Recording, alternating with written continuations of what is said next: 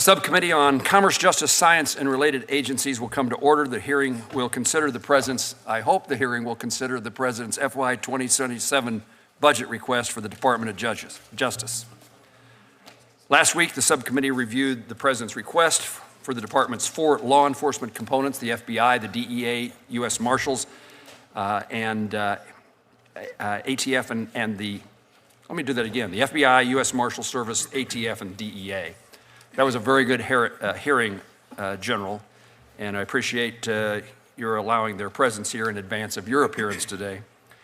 I appreciate the Department's participation as we work to complete our budget hearings and draft the FY 27 CJS bill. Attorney Blanche, I appreciate your support for law enforcement in the states, and I look forward to welcoming you to Kansas in the future. Overall, DOJ is requesting an increase of approximately $4.7 billion, or roughly 12 to 13% above FY 26 enacted levels. Much of that request reflects the reality that after several years of effectively flat funding, all while facing inflationary costs, many of the department's components were under significant strain. Last year, I worked with my colleagues. This committee worked together to maintain critical funding for both federal law enforcement agencies and the state and local departments that continue to serve as the backbone of public safety in communities across Kansas and the country. Attorney General, I saw the note in your written remarks about what a serious challenge FY 26 resources have been and will continue to be. I particularly understand the enormous strain that the Bureau of Prisons, the One Beautiful Bill Act provided $5 billion to BOP for both recruitment and retention of staff and to address severe maintenance backlog. Additionally, the department is requesting an increase of $2.2 billion, or 27% for BOP. I assume that this reflects serious ongoing resource challenges. At the same time, I have some concerns about cuts proposed to the department's 3 grant-making offices. The grants administered by these offices provide significant support for state and local law enforcement, juvenile delinquency prevention, support for victims, and the safety of our nation's police and deputy sheriffs. For example, this budget proposes a cut to youth mentoring programs. This would have a significant impact on those organizations that mentor and operate in Kansas and across the country. Veteran treatment courts have been a program that I've been particularly interested in. As I chair the Senate Committee on Veterans Affairs, I've worked closely with many in Kansas and across the country in regard to VTCs. The Violence Against Women program is facing a cut, which would have serious impacts on victims and the services provided to victims through organizations such as the Kansas Coalition Against Sexual and Domestic Violence. I agree the department requires additional resources to fulfill its mission and keep our communities safe. This is especially true for our federal law enforcement agencies, U.S. attorneys' offices, and the Bureau of Prisons. As this committee evaluates the department's request, we also have a responsibility to examine whether reductions to many of these community-based programs could ultimately place additional strains on law enforcement and local communities in the longer term. Attorney General, I look forward to learning more about the department's resource needs and your FY 27 request, and I would recognize Senator Van Hollen for his opening statement. Thank you, Mr. Chairman. Mr. Blanche, welcome. The Acting Attorney General is supposed to be the people's lawyer and defend the rule of law and not act as the president's personal lawyer. But in this administration, the Department of Justice is solely focused on pleasing one man, no matter the cost. Lest anyone forget, huge banners with Donald Trump's face hang from both sides of the main Justice building. This is the big banner of Donald Trump on one side of it, so that every single person who enters that building will see it and remember exactly what that man wants them to do. You're his former personal attorney, and you know exactly what he wants. In fact, he often posts it right here on social media, his Truth Social account. He wants to weaponize the department for his own political ends. And right from the start, you and your cohorts have worked to deliver what he wants, doing his political dirty work.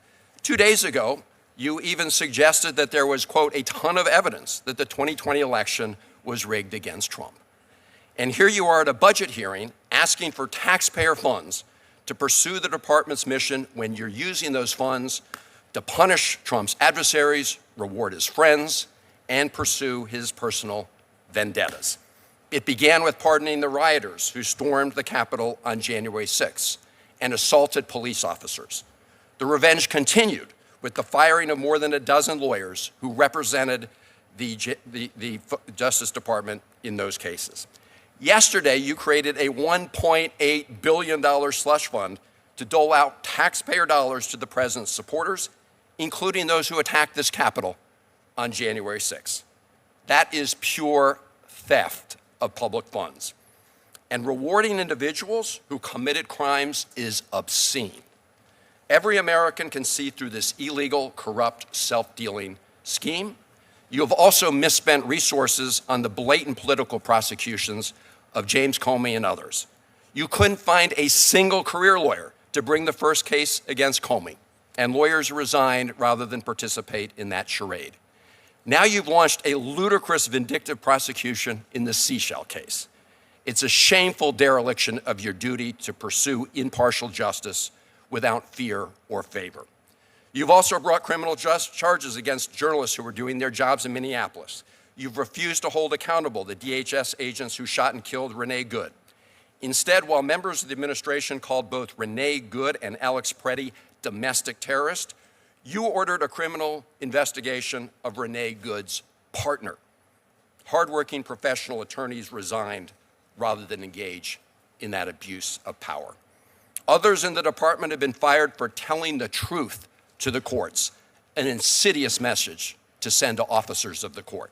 You have fired immigration judges who rendered decisions the administration didn't like. More gross political interference in what is supposed to be an independent process. All told, DOJ lost over 8,500 staff last year and nearly 1/4 of its lawyers. It's so bad that you're now offering $25,000 signing bonuses and hiring prosecutors with no prior legal experience, seeking applicants who personally pledge support to the president. You've also refused to share with members of Congress the Office of Legal Counsel's purported legal justification for the blatantly illegal war the president and Prime Minister Netanyahu started in Iran. You have clear conflicts of interest between your prior job as the president's personal lawyer and your duty to ensure justice. This is especially true with respect to the cases of the survivors of the heinous crimes committed by Jeffrey Epstein. Many of those survivors are in New York City today as we speak, as part of a 24-hour public reading of the Epstein files. Many reading excerpts from their own FBI 302 reports documenting the abuses they endured. These survivors have tried to share their stories with you. Instead, you spent 2 days interviewing his convicted associate, Ghislaine Maxwell, and shortly thereafter, she was moved to a lower security prison camp with special perks.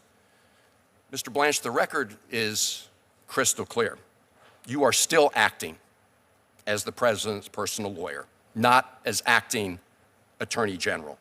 It is hard to justify giving you any funds that will enable this pattern of wrongdoing to continue.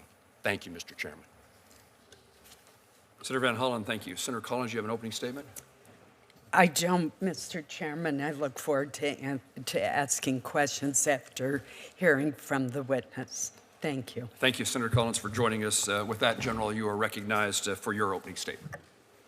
Thank you very much, Senator Moran. Good morning to all of you, Ranking Member Van Hollen, Senator Collins, Senator Moran. Good morning. Thank you for the opportunity to present President Trump's fiscal year 2027 budget for the Department of Justice.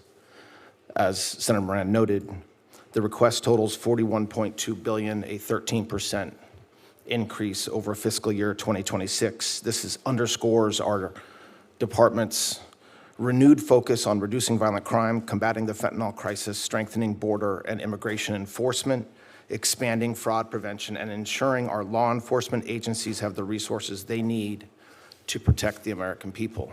Violent crime reduction remains one of the department's highest priorities. Since January 20th of last year, the DOJ has indicted hundreds of members of TDA, crippling their leadership and dismantling operational networks. Across our major law enforcement components. The results have also been historic.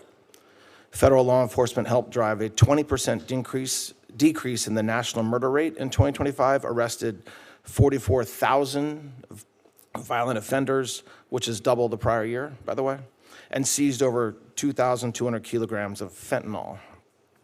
Last year, law enforcement captured 8 of the FBI's 10 most wanted fugitives, located 6,300 missing children, and arrested more than 2,000 child predators. The DEA has made thousands of fentanyl-related arrests and seized millions of fentanyl pills and hundreds of kilograms of fentanyl powder. In one August surge alone, DEA executed over 600 arrests, seized multi-ton quantities of narcotics, and recovered more than $11 million in drug proceeds.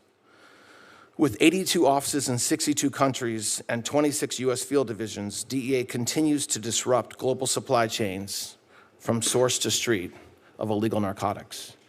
The U.S. Marshal Service, one of the smallest federal agencies, law enforcement agencies, with roughly 3,800 deputies, arrested more than 73,000 fugitives last year, conducted 308,000 prisoner movements, and housed over 55,000 detainees and provided protection for 18 federal protectees, including Supreme Court justices and their residences.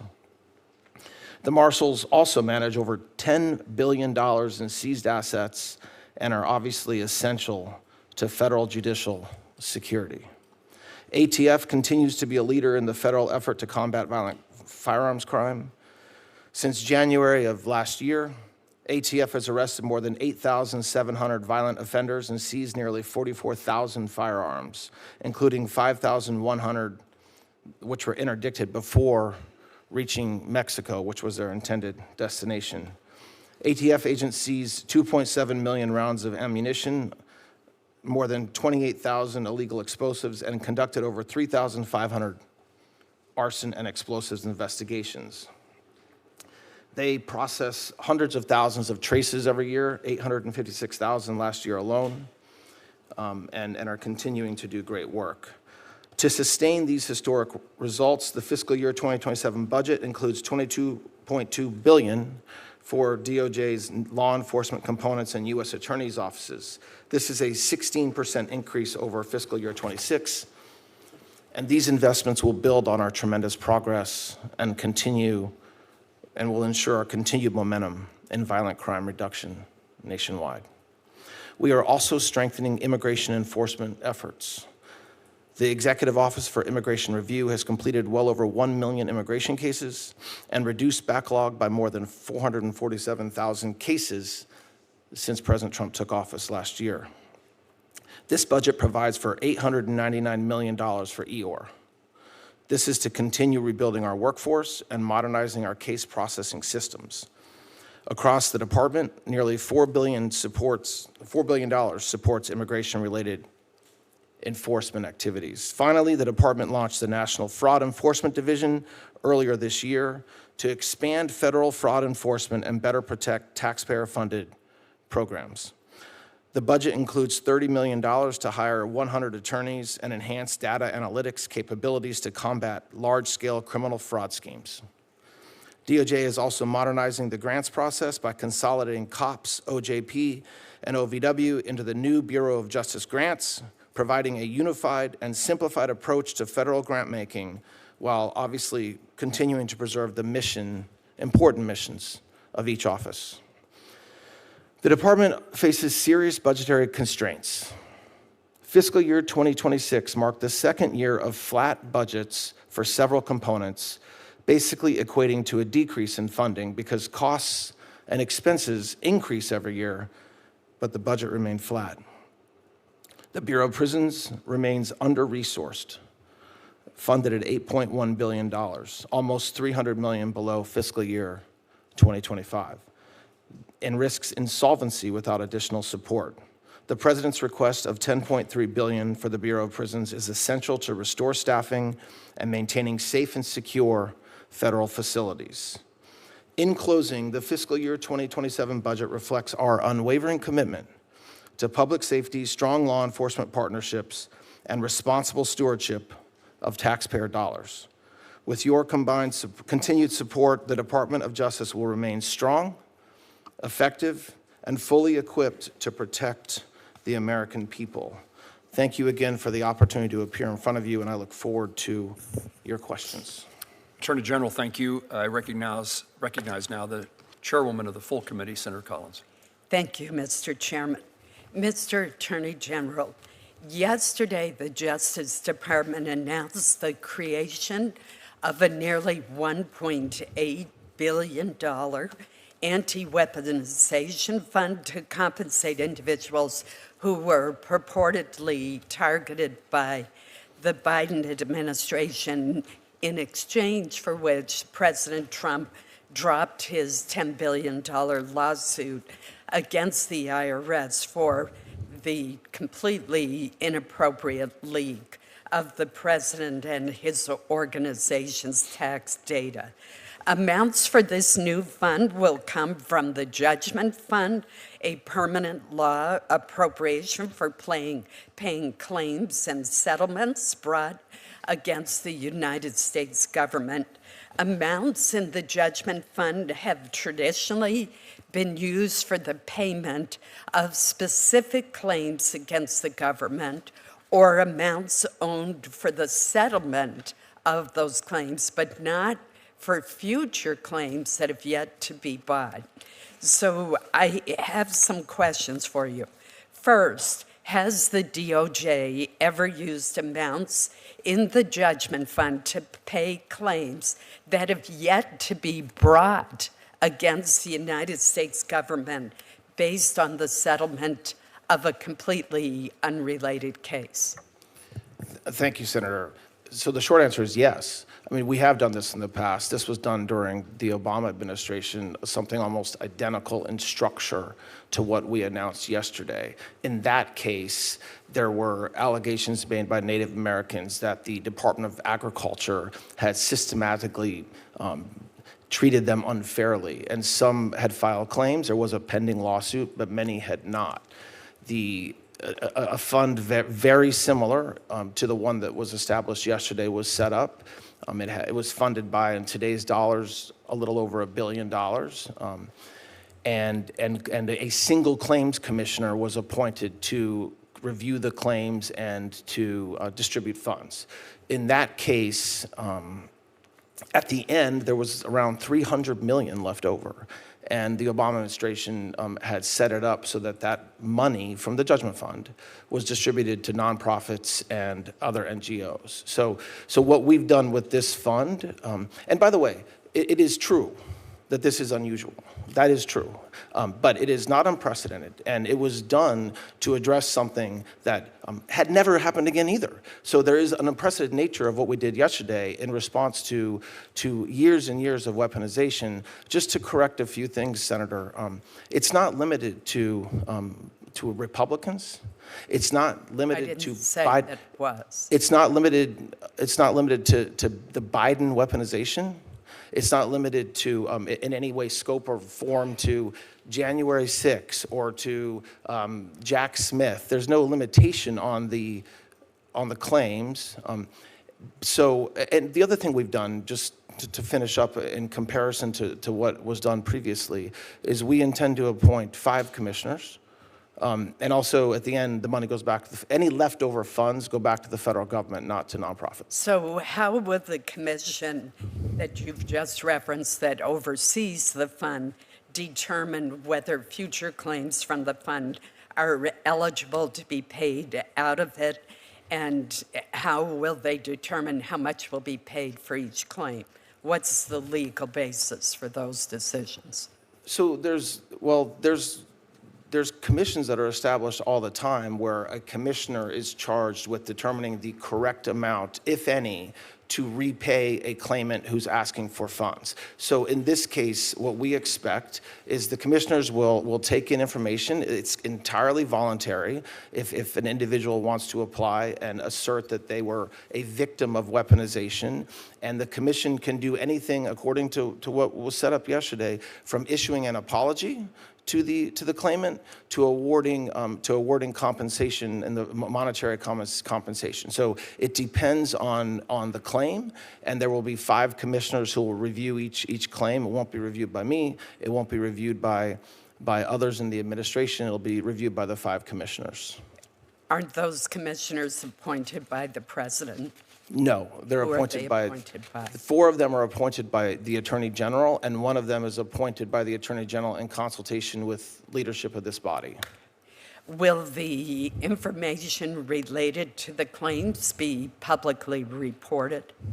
So that's a good question. I mean, look, there's privacy laws that exist, so I don't want to sit here today and say every scintilla of data collected will be released, but of course, I mean, of course, there's accountability that the commission has, a quarterly report that has to come to the Attorney General, which will certainly be public. There's a process that you all will get information, and there's a FOIA process. So I very much anticipate that the claims that are awarded, the basis and the amount will for sure be made public along the way. Let me switch to a different issue which Chairman Moran brought up. Along with Chairman Moran and other members of this committee, I was one of the lead sponsors of the Violence Against Women Act reauthorization of 2022.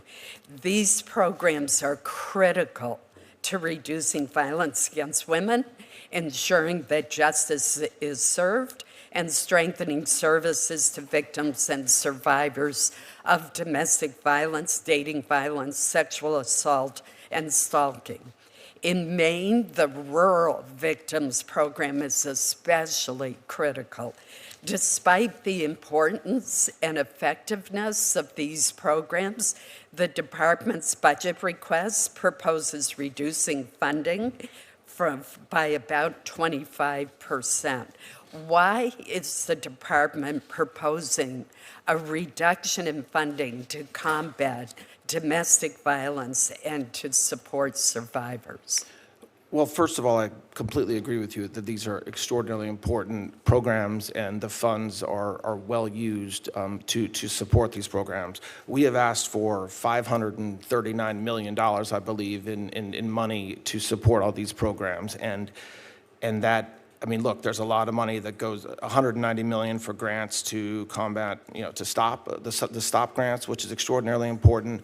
And so it is a priority. Obviously, we have to make choices, and the president's budget has to make choices on where to spend that money, but it is extraordinarily important, and the $539 million that we've asked for will go to support all these programs. I mean, so yes, we are asking for less money than the budget had last year, but it's not because we don't view it as extraordinarily important. Well, I would suggest that cutting the budget for these important programs by 25% is a huge cut. And I hope that's something the subcommittee will take a close look at. Thank you, Mr. Chairman. Thank you, Senator Collins. Senator Van Hollen. Thank you, Mr. Chairman. Mr. Attorney General, this is an outrageous, unprecedented slush fund that you set up. Simple question, will individuals who assaulted Capitol Hill police officers be eligible for this fund? Well, as it makes plain, anybody just let me know if they're eligible for the fund. As was made plain yesterday, anybody in this country is eligible to apply if they believe they were a victim of weaponization. Mr. Attorney General, let me ask you this. Are there going to be rules that say that if you've assaulted a Capitol Hill police officer or committed a violent crime, you will not be eligible? Why not make that a rule? I expect that, because I'm not one of the commissioners setting up the rules, I expect that there will be rules. You're appointing 4 of the 5 members, aren't you, Mr. Attorney General? Pardon me? You're appointing 4 of the 5 members. I am appointing all 5 members. You can certainly set up the rules. I would hope you would make a rule that anyone convicted of assaulting a police officer of a violent crime is simply not eligible. They should not apply. Well, let me ask you this, because you compared it to the Keepsiegel case. But I think you know full well that in that case, the settlement agreement was approved by a federal judge, including the payments to people who were not originally parties to the lawsuit. No federal judge has approved this fund, have they, Mr. Attorney General? No federal judge did approve this. So that's a big difference between this case and the case that you compared it to. No, it's not. Did a judge sign off on this case? No. A judge did sign off on the other one. Yes, but your question was whether it's a big difference. It's not. Of course it is, because that allows for an independent person to look at it rather than the There was no former independence. personal There was no independence. There was a attorney. single commissioner. A judge signed off on it. A judge had nothing Mr. to do Attorney with General, deciding the money. there was a judge who looked at it and signed off on it. So to compare that case to this one is incredibly deceptive. Let me ask you this about the Epstein case, because as we speak, many Epstein survivors are in New York. They're reading portions of the Epstein files about the abuse that they suffered. Otherwise, they might have been here with us today.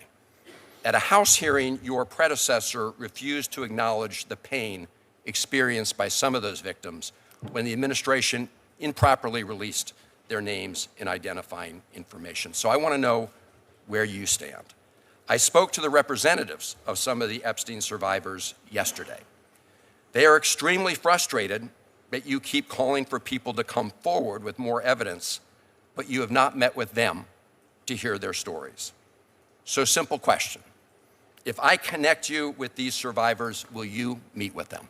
Absolutely, and what you just said is false. I have met with them. I've met with many of the lawyers for the survivors of victims, as did Attorney General Bondi. So whoever told you that, unfortunately, gave you bad information. Okay. But I would encourage them to reach out to the Department of Justice, because like we do every single day, we absolutely care for victims, and we absolutely want to hear from them and their lawyers. Well, I've been told directly from the representatives they've not had a chance, at least this group, to meet with you. So Did they represent that they asked? So I'm glad to hear that. Did they represent they asked for a meeting? Can I ask you to commit that the Justice Department will not recommend a pardon for anyone named in the Epstein files? Can you repeat that question? I'm sorry.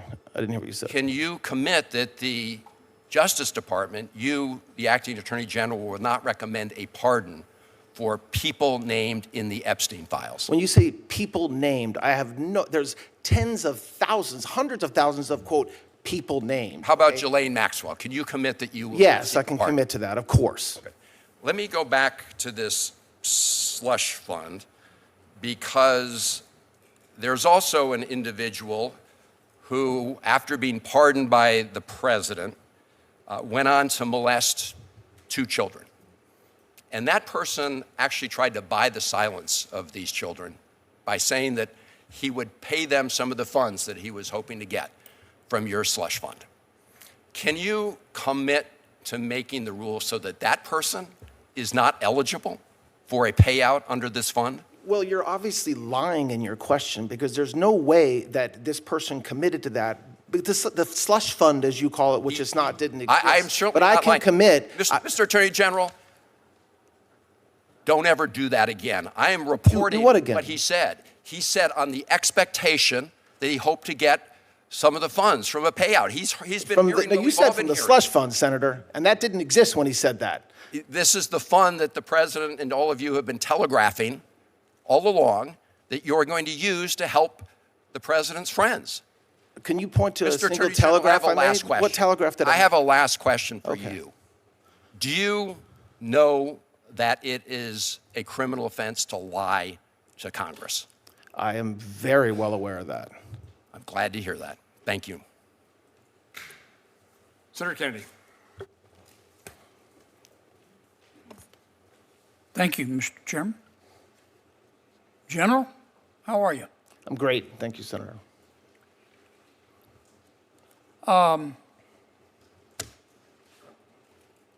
America, unlike other countries, where they let you die in a ditch, in America, if you're too poor to be sick, we'll pay for your doctor. Isn't that right? It is. And one of the programs we do that through is Medicaid. Correct. Okay. And this money for Medicaid, it didn't just fall from heaven. We thank heaven for it, but it came out of people's pockets, didn't it? Every dime of it. And some of that money is stolen, isn't it? Yes. And the states, not all of them, but many of them, allow it to be stolen, don't they? Yes.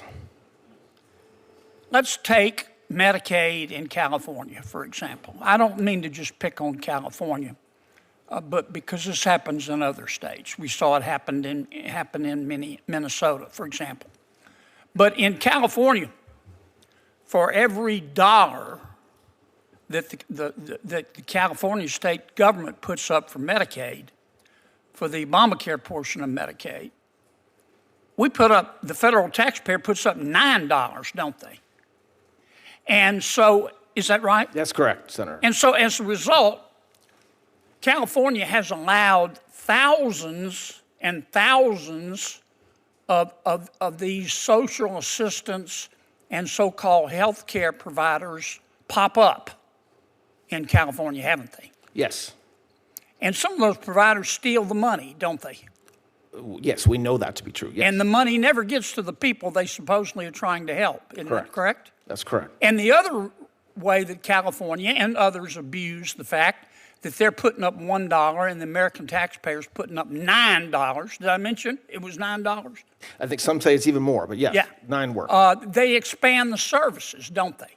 Yes. Because some states, like California, I don't want to paint with too broad a brush. It's not everybody in California state government, but it's a lot of them. They see this as free money, don't they? They're not paying for it, yes. Isn't it a fact that, for example, Medicaid in California will pay a provider to provide tribal prayers? I looked all this up. I mean, I'll accept that. I didn't know that, but yes. That California will actually pay a health care provider, I didn't know this was a medical expertise, to pay for exorcisms. Is that right? I'll accept that, Senator, but that's. They pay, the California Medicaid program will pay for herbal medicines,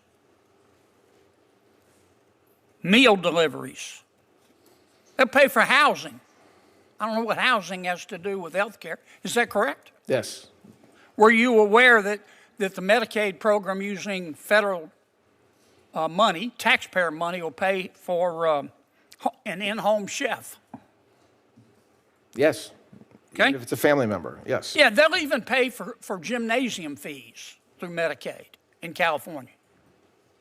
They'll pay for bicycles, scooters, gym memberships. Did you know that?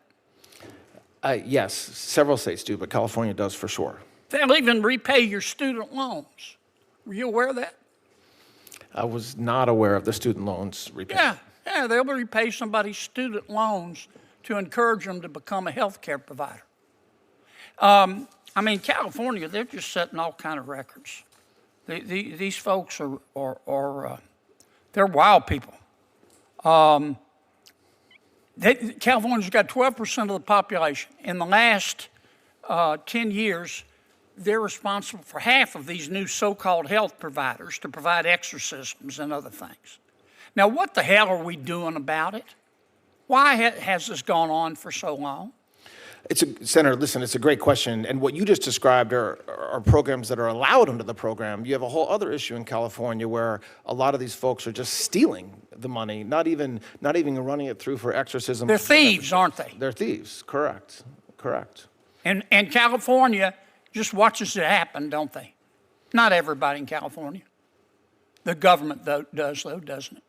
Well, that's the challenge in a lot of states is that we don't have a state government, which you all have entrusted to run these programs and take care of the money that you all give them.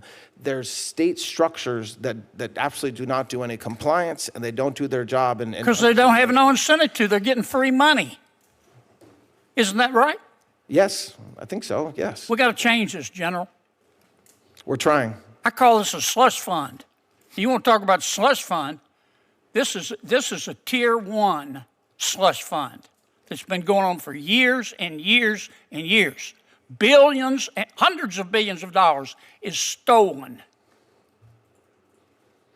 Yes, Senator, and that's why, look, this department stood up a whole new fraud division, and AUSAs around the country prosecute fraud every day. So it's not as if we didn't have the work out there, but it's so systematically taking money from the American taxpayer that we very much believe that it needs its own stand-up structure, and I think it's true for the reasons that you just said. If you need an exorcism, you can go to California, can't you? Thank you, Senator.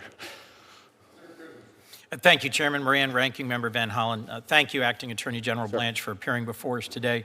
I want to talk about some areas where I think we're making progress and we can work together, and then raise some real concerns I have. I do think it's worth recognizing the hard work of the men and women of the department and the progress you're making on combating fentanyl and violent crime. I've long been involved in criminal justice reform, talked with and worked with your predecessor on this. I was pleased to see the President's message during Second Chance Month, where he said he wants to ensure those who take responsibility and seek to rebuild their lives have a chance to succeed. Senator Lee and I have a bill called the Safer Supervision Act. It's co-sponsored by Senators Tillis and Wicker, Kramer, and Langford. It's got strong law enforcement and conservative support, and it fits squarely in that framework. Currently, federal supervision is imposed in nearly every case, leading to badly overworked federal probation officers who then can't properly supervise those who actually most need it. There's more than 120,000 people on average per year being supervised, and this bill would help ensure courts are more thoughtful, more analytic when deciding when to impose supervision. Is this a piece of legislation you can support? So what you just said, I very much agree with. So without looking at every word of the legislation, there's no disagreement from me on a word you just uttered. Well, thank you. I'd like to work with you on that. Yes, I look forward to that. Let me raise two questions. I've been gravely concerned about IP theft, especially from China, the whole time I've served.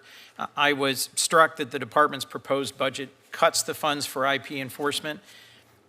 Why? And is the department under your leadership committed to protecting American innovation? Very committed. And while you're calling it a cut, Senator, I would say that it's a major focus of every... It's a lack of an increase?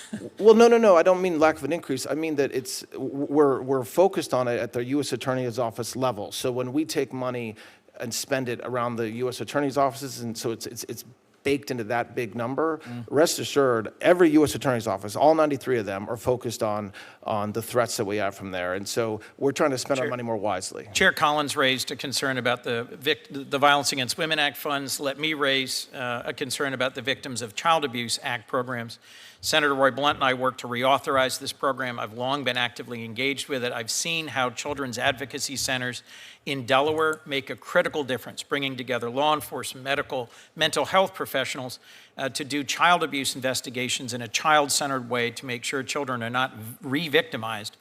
The number of victims served by these centers has increased fourfold over 25 years.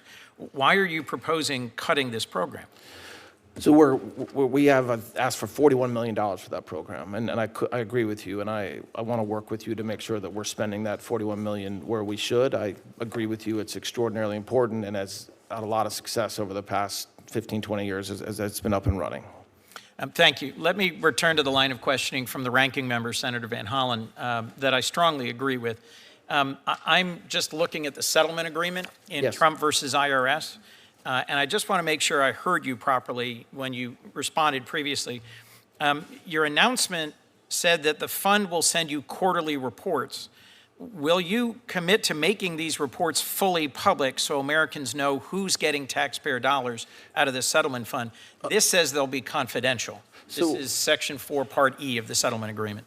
The reason why I want to be careful in my answer is because there's obviously laws that exist around privacy that may prevent some of the information that the commission takes in from being fully public. Beyond that, there will be full transparency, and I commit to you that, beyond the applicable laws that exist around privacy and privileges and whatnot. But as far as being transparent and having those quarterly reports released, yes. Thank you.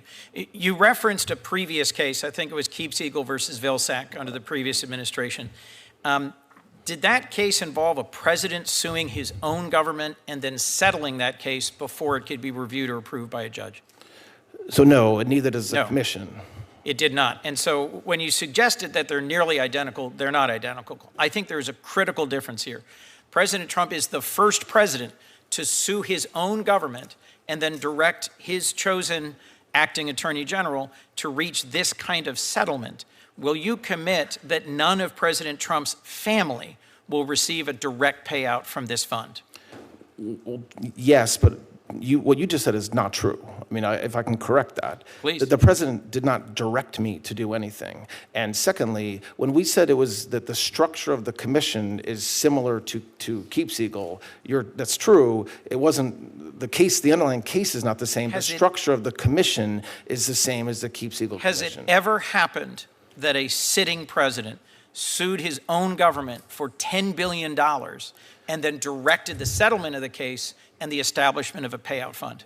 Not that I'm aware, but there's a lot of things that President Trump's the first of. No president had been indicted 1, 2, 3, 4, 5, Correct. 6, 7, 8 times either. Correct. No And president's been indicted. And will you commit that none of this money will go to President Trump's campaign donors? I am not committing to anything beyond the settlement agreement itself. When you say campaign donors, that they are not excluded from seeking compensation. Last if they were question. weaponized. During Police Week, I heard from a number of law enforcement friends who found it appalling that there was the possibility that folks like the Oath Keepers, the Proud Boys, who had assaulted Capitol police officers, could receive multi-million-dollar payouts from this fund. Will you commit that no one who has been convicted of assaulting a police officer will receive a payout from this fund? So I shared the concerns that apparently members of law enforcement gave to you last week, although none of this was announced last week, so that's surprising. But They had I heard accept rumors that. there would be a settlement fund. Okay, but anybody can apply. The commission will set. The commissioners will set rules. I'm sure. That's not for me to set. That's for the commissioners. And whether an individual, an oath keeper, as you just mentioned, applies for compensation, is anybody in this country can apply. Well, we'll be watching this very closely as this goes forward. I don't think the settlement fund should be set up this way or for these purposes. I appreciate your answers today. Thank you, Mr. Thank Chairman. you. Thank you, Mr. Chairman. Mr. Attorney General, thank you for being here this morning and responding to our questions.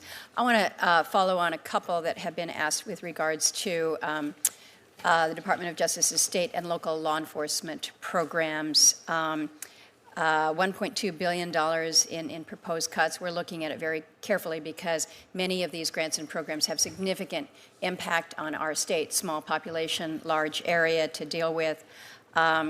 The budget also calls for consolidation of the Office of Violence Against Women, the Community-Oriented Policing Services, and the OJP programs.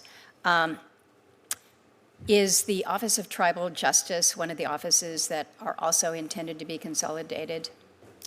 No, we're just consolidating the grant component, so OJP, COPS, and then OVITA. And by the way, we're not combining them. We're just making them more efficient. So they will still maintain their own independence and brand, for lack of a better word. But what we heard from the field is that there were inappropriate inconsistencies and inefficiencies in having 3 separate kind of bureaucracies running each of those programs, so that's what we're trying to fix. Don't disagree with wanting to reduce bureaucracies. My interest is making sure that the fidelity of these grants and the availability to very rural and oftentimes just very high cost because of what we're dealing with out there, that they do not get overlooked, because when you have cuts to the level that you're proposing, one has to assume that, okay, you can talk about reducing the bureaucracy and just what the program itself might look like. But again, my interest is making sure that this much-needed assistance is still pushed down to the very, very local levels. Senator, I assure you that the rural communities, and I appreciate that they have the most challenges applying for grants because of just the way they're structured. Lack of capacity. Of course, and there's obviously, I forget the exact percentage, but a large percentage of our grants do go to rural communities, as they should, and rural police departments, as they should. And we are going to continue to do that. I mean, the COPS office is required to distribute half of the grants to rural communities. Right. But just, and I don't want to take up all your time, Senator, but that's one of the reasons why we're trying to make it more efficient, because the field said, especially rural communities, big cities don't have issues applying for grants. They have a bunch of people that can do it. And so, yes, we are very focused on that in tribal justice space, but also in the grant space. Well, know that we're watching this one very carefully. I understand that in response to Senator Collins, you acknowledged 25% cut to the Office on Violence Against Women. I was very involved in that reauthorization, and within that, we provide that OVW may not be subsumed by another grant-making component within DOJ. So we want to make sure that, again, DOJ is going to maintain OVW's statutory responsibilities and how they move forward with their grant-making and not losing out on that subject. We will, and we're aware of that. Yes, ma'am. Let me ask about the Not Invisible Act. This was legislation that I introduced some years ago. It became law. May 5th is the day that we recognize as Missing and Murdered Indigenous Persons Awareness Day. We had a big roundtable that Senator Sullivan helped to organize just a couple weeks ago. I had a lot of the folks from your department, along with Alaska State and local, as well as tribal.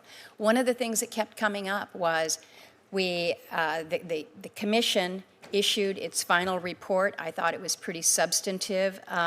They issued it November 1 of 2023 after great testimony and consultation all across Indian country. But then it was removed, the report was removed very early on in the second Trump administration, and the related materials have been removed from DOJ and the Department of Interior websites. So people keep asking me, where'd it go, why, what is happening? And we tried to get further information to that, again, up in Anchorage a couple weeks ago. So the question to you is, why was the report taken down? When will it be restored? And more importantly, what concrete steps is DOJ taking with the Department of Others and others to implement the recommendations? We don't want the work of this really important commission to just kind of sit and be ignored. Yes, so I don't have an answer as to why it was taken down, but I will get back to you promptly. I will tell you. I would appreciate that, yeah. And your big picture question, we are on the same page when it comes to tribal justice and the work that we have to do with our Native American community and making sure that we're giving them the resources, the law enforcement. I've visited 2 so far as the Deputy Attorney General. My staff has gone out to multiples, to northern New York, the Dakotas, Oklahoma, and we'll continue to do that. I think that at the end of the day, it is a funding and training issue that is our responsibility, and I recognize that, and it's a priority. Well, and we've seen positive signals in the first Trump administration. That was when Operation Lady Justice was stood up. I think that is good. We need to continue on that. You've put good people tasked to this, but this is where it gets confusing, because when you have a public-facing website that helps people navigate through some of the reporting and the lack of data, that's where we could use a little help. So if you can get back with me on that, I would appreciate it. I will, Senator. Thank you, Mr. Chairman. Thank you, Mr. Acting Attorney General, for being here. As you alluded to in your opening statement, there is an acute staffing shortage at the Bureau of Prisons. At FCI Berlin in New Hampshire, staffing levels have dropped to 58% of authorized levels. And that's at a time when correctional officers are being asked to take on added duties where they have detainees being sent to our federal prison, and the retention incentives have dropped significantly. So as you point out, the Bureau received an additional $3 billion in the reconciliation bill to address staffing issues, and you're asking for additional funding, which I appreciate. But how do you plan to use those supplemental funds to address recruitment and detention of staff at facilities like FCI Berlin? Thank you for that question. It is a crisis, and the crisis on staffing is twofold. One is we're not paying them enough, and they can walk across the street to county jails and make more money. And two, because we're not paying them enough, there's shortages, so they're required to work overtime. They're required to actually. I understand the problem. Can you explain what you're going to do to address it? We're doing both. I mean, we're addressing the compensation, and we've already worked with Director Marshall over the past several months to give some retention money to officers who are staying. But we have to pay them more, and we have to make it worthwhile for them to stay. And the only way to do that is with money. The only way to do that is with more hiring. I can tell you that FCI Berlin has not seen that money yet, and it's going to be critical to get it out. Let me change to another topic, because we have a new DEA drug lab in Londonderry, New Hampshire. I'm very pleased that we've got that New England Regional Drug Lab. I worked hard to try and support the effort to get it there. But I'm concerned now that DEA doesn't have the personnel that they need in order to fully operate it. And when we raised this at hearings, both in the House and Senate, with DEA, what they told us was that DOJ has routinely denied its request for greater allocations of personnel, meaning that they are going to have difficulties hiring the sufficient personnel they need to fully operate this new lab. So can you commit that you will ensure that the personnel that are needed to operate the lab are able to be hired? Yes, and our budget asks for that funding, and I agree with you, Senator, that it's crucial to have that. And that there's shortages. You're right. Let me weigh in on with Senator Collins and Senator Murkowski and their concerns about the Office of Violence Against Women and the grants. I don't support the cut of 25% for that budget. But we have a greater issue, because my staff has heard from organizations in New Hampshire working on domestic violence concerns that the department is continuing to hold fiscal year 25 funding for the office. And for some of these organizations, they had their grants canceled early in 2025. This disruption has caused those organizations to scale back, to start laying off staff, which limits their ability to help survivors. So when is the department going to make available the fiscal year 25 and 26 grant funds that have already been approved by Congress? So the NOFOs for 2 of the 3 agencies are all out and back. There's one NOFO that's pending from 25 that we expect to get out any day now, and then we'll start working on 26. And so it's done on a rolling basis, and we're working every day very hard to get that money out. As far as grants that were canceled, I believe 330 some were canceled, just about 5 or 6% of the overall grants awarded for various reasons. But grants that were more than that were initially canceled, and the grants. But those are grants that had been approved by Congress, that had already been sent out. Why is the department canceling funding that our organizations are depending on in order to help survivors? Well, it's not that they were approved by Congress. The money was, and so for a very small portion of grants, they were canceled for various reasons. So well, they were canceled because DOJ came in and made significant cuts, and the administration has made cuts. I guess I'm not going to argue with you about why that happened. I think it was wrong. I'm going to acknowledge your commitment to ensure that those funds are going to go out to the organizations that are depending on them so that they can serve the people who need it. I commit to that. Thank you. Last fall, the U.S. trustee for Region 1 didn't name a new Chapter 13 standing trustee for New Hampshire. Instead, he assigned New Hampshire's duties to Maine's standing trustee over the objections of the New Hampshire Bankruptcy Bar. The transition from New Hampshire's standing trustee to the new Maine trustee, who's supposed to be serving both states, has not gone well. Debtors who had completed their payments were not being discharged from bankruptcy. Creditors and attorneys were not getting paid. In fact, a motion to remove the New Hampshire and Maine trustee was filed, and the New Hampshire bankruptcy judge admonished the trustee, but unfortunately didn't ultimately remove him. I am very concerned that we have granite staters who need to use the Chapter 13 bankruptcy, and that they're being disadvantaged because of this decision for whatever reason. We have no idea, because the U.S. government doesn't pay those standing trustees. There's no reason. That's not a benefit in terms of savings. So I don't know if it was a shot at New Hampshire or what the issue was, but will you commit to naming a New Hampshire-only Chapter 13 standing trustee and look into this? Because it's a real problem. So we have that. And Mr. General, the time has expired, so if you can quickly wrap that up, I would appreciate it. We have that in many districts, not just New Hampshire, and we're working very hard to rectify it for the reasons that you stated, the challenges it presents. So you will look into that and try and... We've been looking into it, and we'll continue to do so, Senator, yes. Thank you. Mr. General, appreciate you being here today. I wanted to start with an issue that I raised with you in your confirmation hearing in the Senate Judiciary Committee. We talked about the Executive Office for Immigration Reform. Some people call it EOIR, some people call it EOR, but ultimately it oversees our immigration courts. As you're aware, there was a significant backlog that was left by the Biden-Harris administration. Unfortunately, they created a culture of dragging their feet and not actually completing these cases. I know they also rolled back a number of reforms that were put in place during the first Trump administration to ensure that our immigration courts functioned in an efficient manner. By contrast, obviously, under the current Trump administration, the courts in FY25 have completed the highest number of cases that we have seen in a single year in EOR's history. Finally achieved a reduction in the case backlog, and hopefully that's something that we can continue.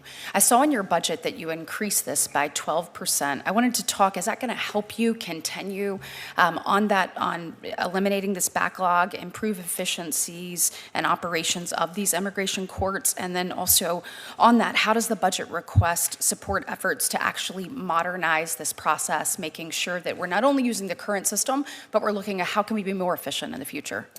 Yes, thank you, Senator. The first answer in reverse order, we have asked for $37 million to modernize the IT programs that the immigration courts use. That in and of itself will create efficiencies that will help us in ways that should have happened years and years ago, and it didn't.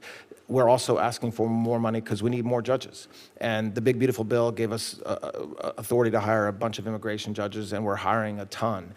We have a graduation tomorrow, the largest graduation of immigration judges in many, many years, if not history. And we're continuing to try to find good judges that will work hard. And the budget also, a judge needs staff. So a judge needs clerks to help process the cases. We have almost 500,000 cases were processed last year. That's extraordinary.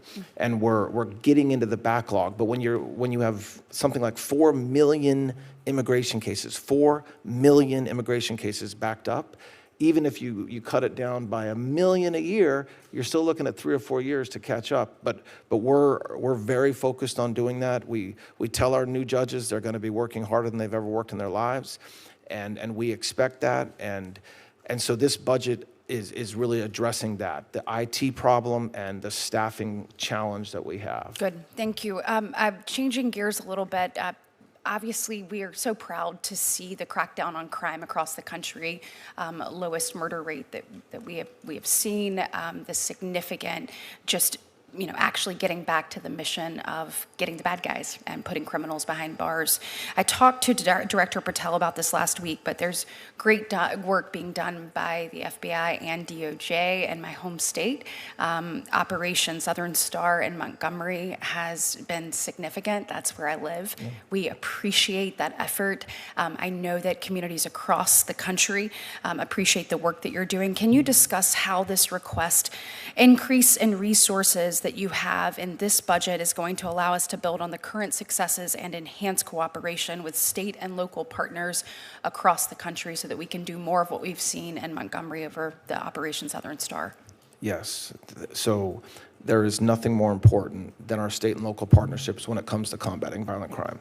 Nearly every violent criminal that's arrested by the feds are assisted by a cop or a detective or a trooper in that case. And so when we talk about the work that the federal government and the FBI and DEA and Marshals and ATF and HSI have done over the past year, we are really talking about the work that they did partnering with the state and locals. So our budget reflects that.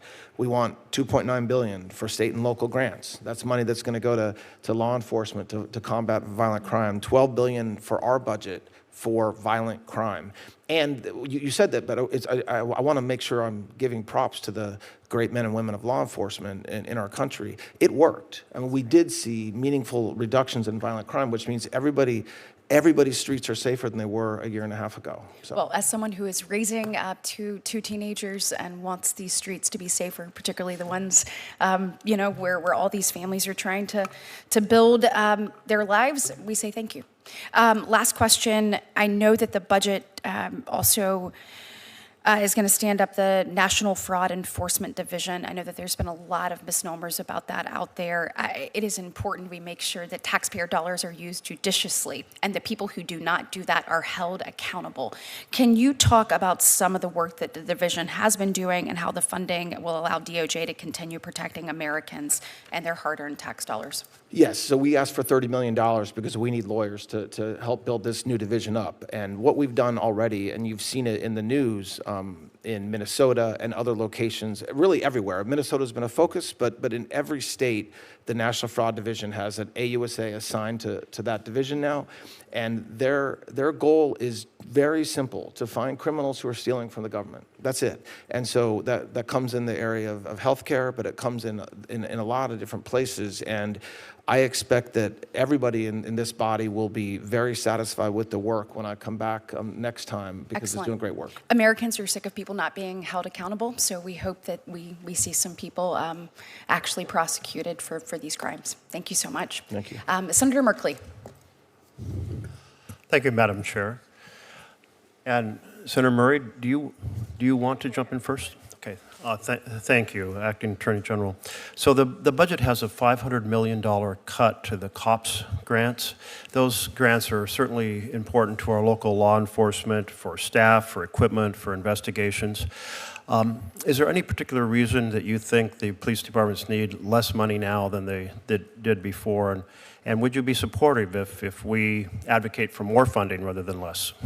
So local law enforcement needs all the money we can get them. I agree with that very much. And whether I would be supportive of more money that you all come together for local law enforcement, yes, I will. I mean, look, this budget. Thank you. Okay. I appreciate that. Sure. There is a bill called the Stop Institutional Child Abuse Act that senators on both sides of the aisle supported, including Senators Tuberville and Cornyn. And this is about the troubled teen industry, where there are basically all kinds of fairly unregulated, without oversight, companies that say, hey, you send your teen to us, and we'll get them on the right path. This institutional care often results in institutional abuse. And what we did when we passed and funded that bill, because we have both authorized it and then we funded it, was to have the National Academies of Science study, because there's 50,000 kids that are in these institutional settings each year. They're often taken away in the middle of the night under arrangements with the parents. The parents think they're sending their kids to get help, but often they're sending their kids into abuse. Will you take a look at this issue and just kind of track the national academies as they proceed to study this? And if there are ways that we can reduce abuse, help us find that path. Yes, of course. Thank you. To follow up, you noted that it would be up to the 5 commissioners that you appoint to determine whether there are any guidelines.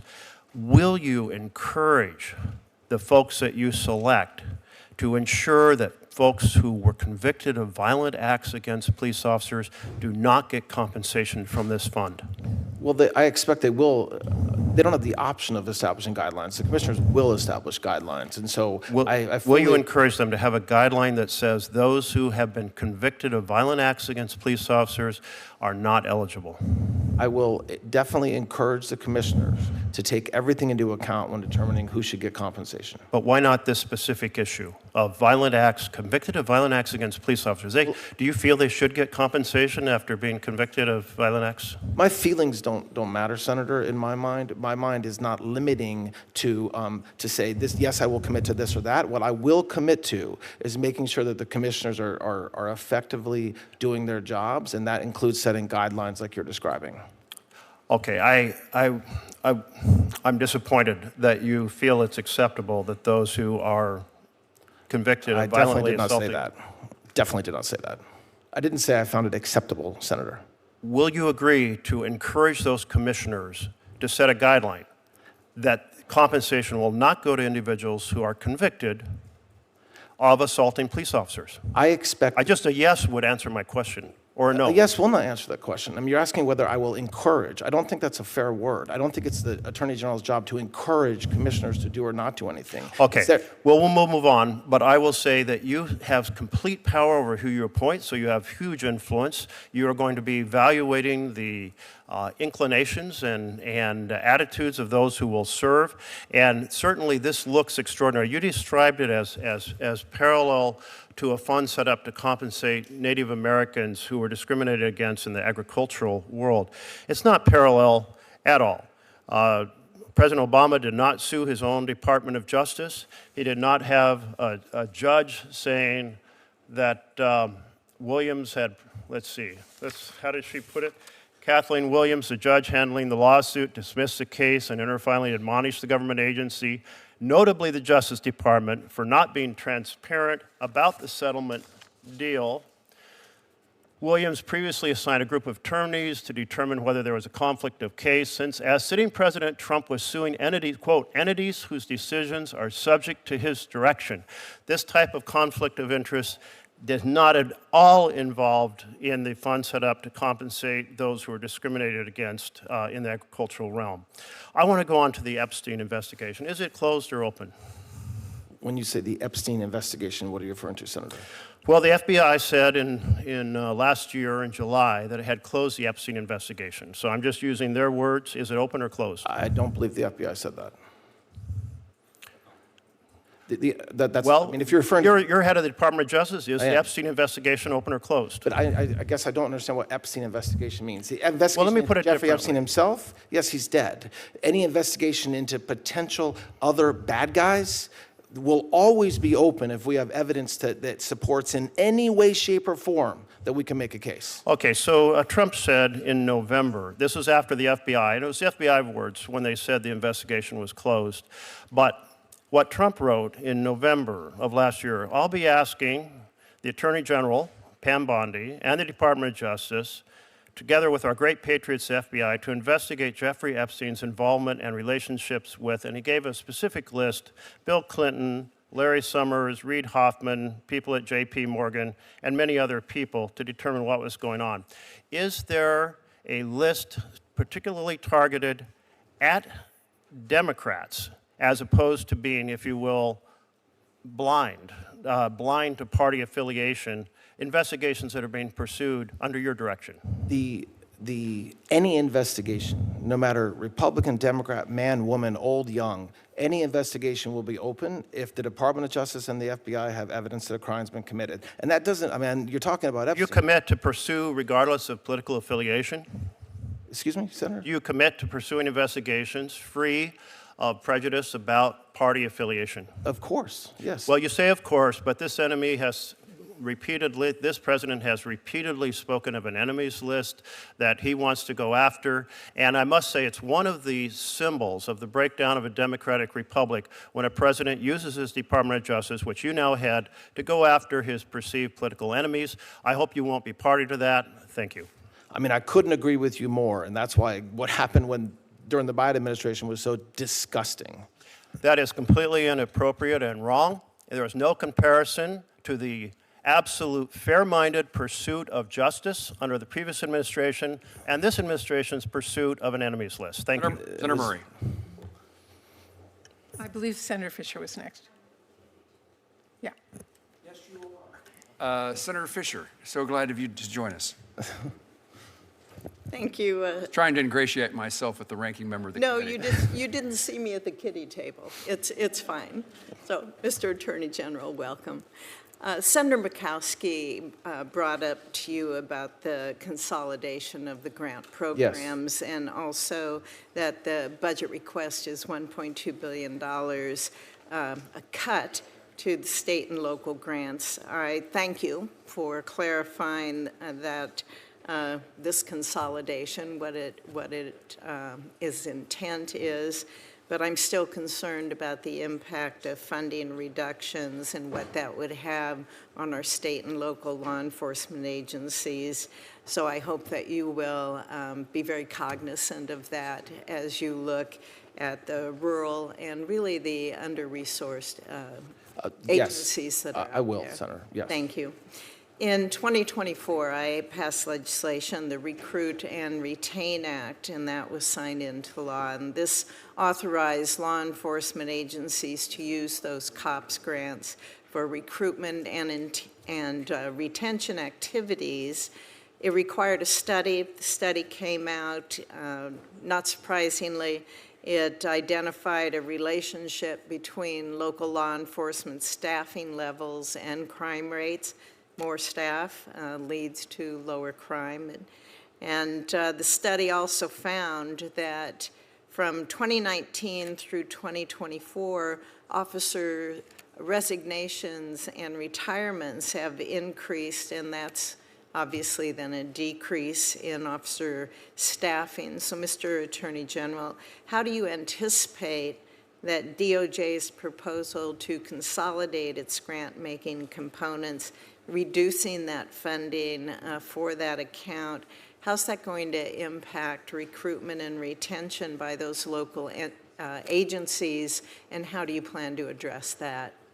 So we will spend tons and tons of grant money on that issue, and not only giving money to state and locals to get them new bodies, but also overtime and equipment, which all goes to keeping people on the job. More meaningfully, and beyond the grant program itself, we are making law enforcement a very good thing to be part of now. And that was one of the reasons that there was a steep decline and a lot of retirements during the time 2019 to 2024, because there was this inappropriate stigma that law enforcement or cops were bad. That's not the case anymore. And so we're working every day. We have our Homeland Security Task Forces set up, which is a partnership with state and local law enforcement and sheriffs. They're getting money. They're getting overtime pay. We're thanking them. We're giving them cars. We're giving them vehicles. And so that's what we're going to continue to do. Have you reached out to local agencies to see if their recruitment has improved? Because I can attest to disappointment by many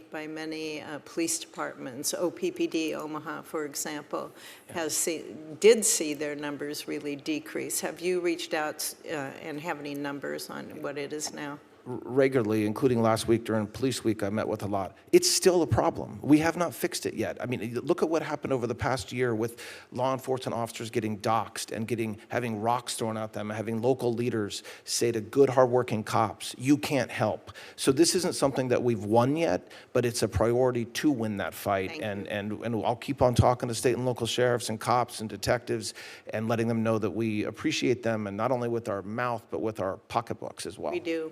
Thank you. Last year, the FBI and Homeland Security Investigations announced a new Homeland Security Task Force based out of Kansas City, Missouri, and that included a location in Omaha. Yes. And focus is obviously combating trafficking of humans and drugs and weapons, money laundering, alien smuggling, homicide, extortion, on and on. We did see members of this task force, they arrested a MS-13 gang leader in Grand Island, Nebraska, in the middle eastern part of the state. The 27 budget request cites the elimination of the Organized Crime Drug Enforcement Task Force's component, and instead requests appropriations be made directly to agencies like DEA and FBI.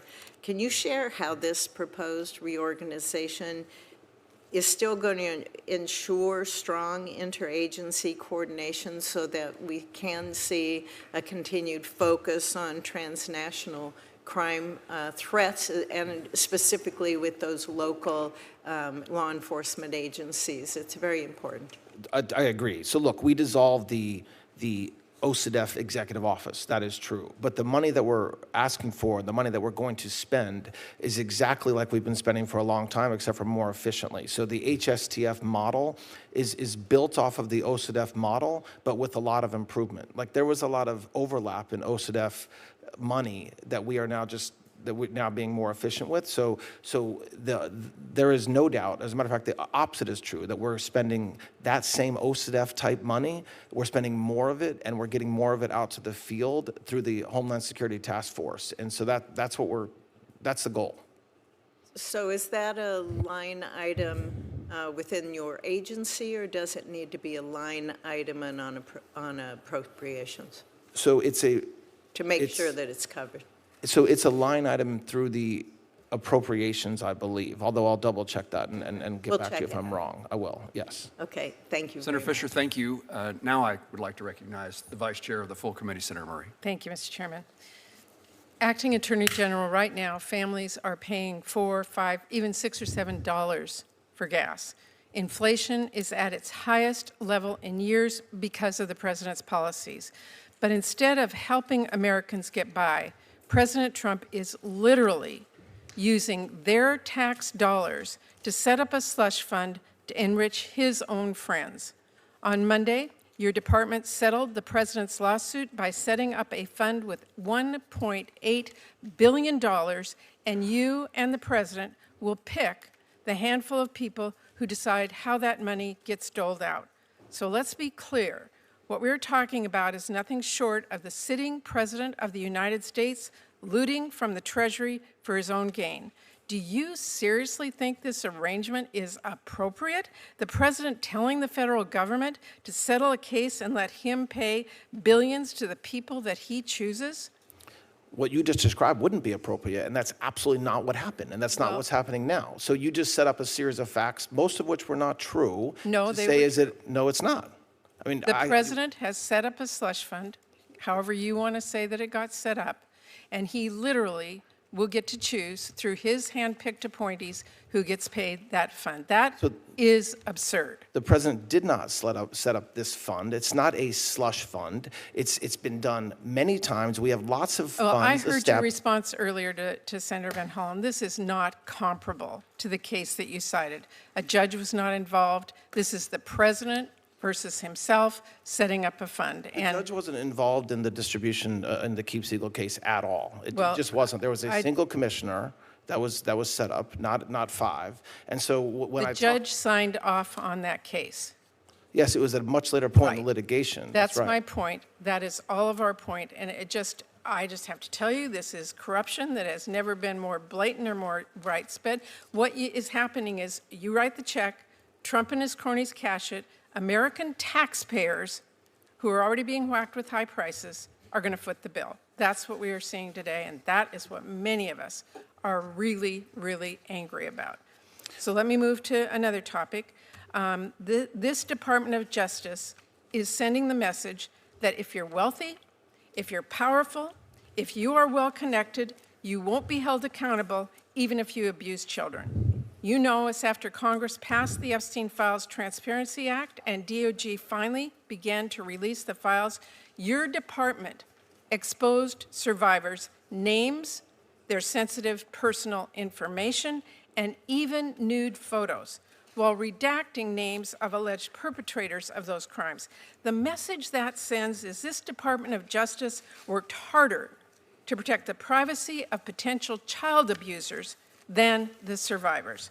Your predecessor refused to apologize to those victims, but I want to give you the same opportunity to apologize for the way the department handled the release of these documents. Will you apologize to the survivors? When the president passed the Epstein Transparency Act, that was the Pardon only me? time, when the president signed the Transparency Act, that was when we were legally allowed to release the files. Prior to the passage of the act, which you all passed, I agree. That is we so were not the question I'm asking. It was the question you the asked. You point asked that- 5 or 6 questions. I'm answering them in order. No, that was one I of the am. questions you The asked. question I want you to answer is: will you apologize to the victims whose names, sensitive personal information, and even nude photos were not redacted by your department? Will you Of apologize course, to them? that was, we Can I never want to hear it release today? a single That victim's is what name. they are hearing But to- can I want answer to the hear. question, please? Is it I'm fair? asking if you'll apologize. So I just said yes, but I would like an explanation to be given to that. What this act did is it required us to review over 6 million pieces of paper in a very short period of time.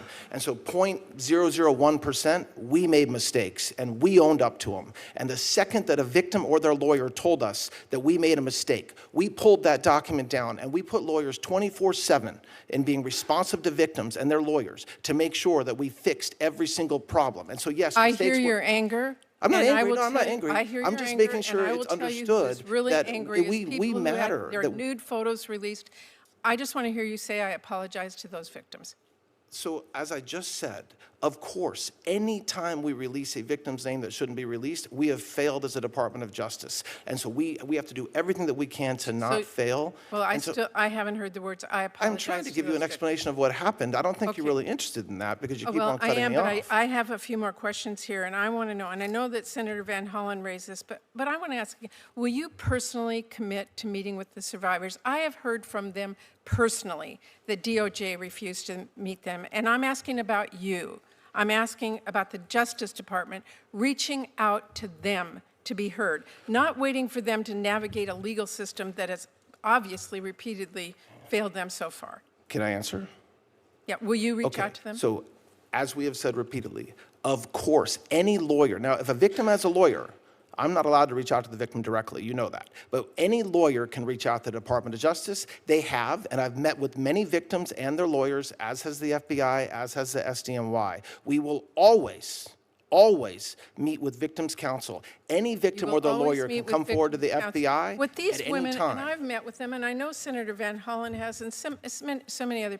They are personally so feeling abused again and again and again by what happened to them originally, and now but what's happening by them. I am saying to you, as a human being, who don't make them navigate a system that is impossible to navigate, that's already abused them. Reach out and ask to meet with them. You're asking me to call, you want me to personally call the victims? Is that I what can you're asking help me to you do? reach them. Oh, that would be great. Yes, because we have said And from you day will meet one, with them if of I reach course, out to you. there have been members that have done that. And we immediately reach out to the victims or their lawyers when the lawyers want Well, and say they want to do it. We will follow up on that. Thank you very much. Let me ask a few questions, and then we'll get to Senator Reed and Senator Peters, and then we'll have a conclusion of the hearing.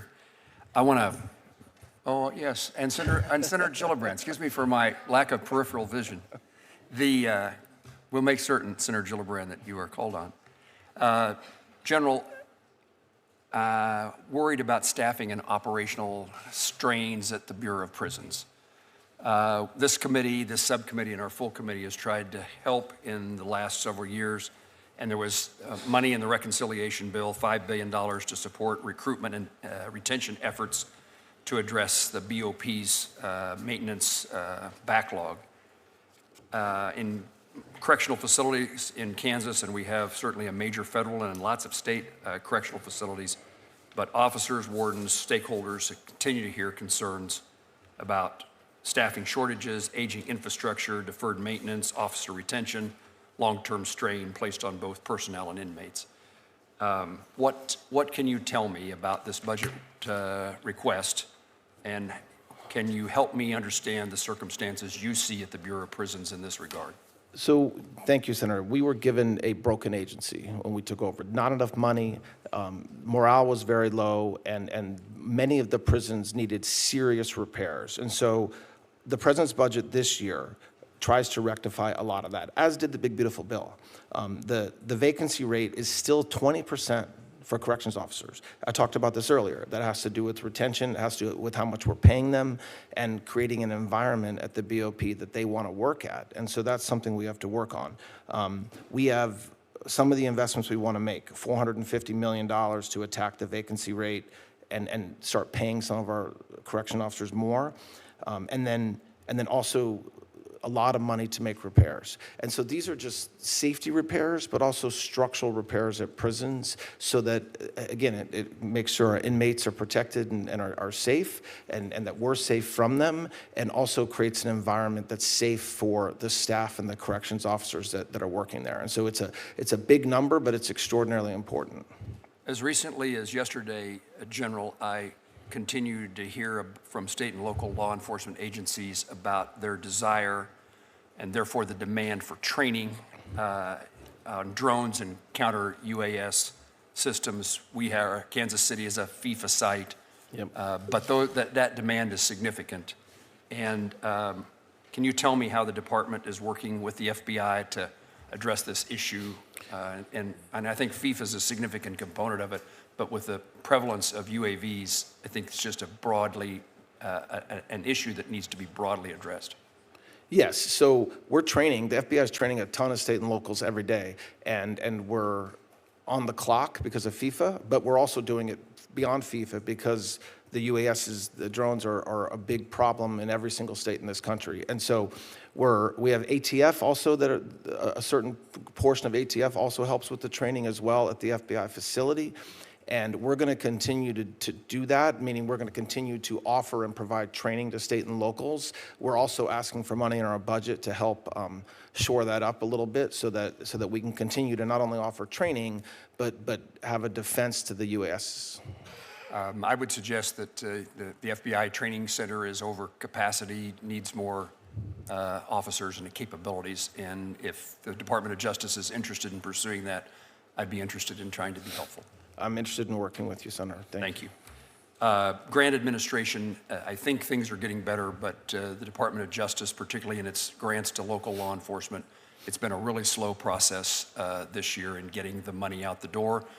Congress shut down. The list is long for reasons that could be the case, but I want to give you the opportunity to tell me that you are now positioned to see that local law enforcement in particular, but grants in general, and those grants exceed just local law enforcement. It's other community grants, mentoring grants.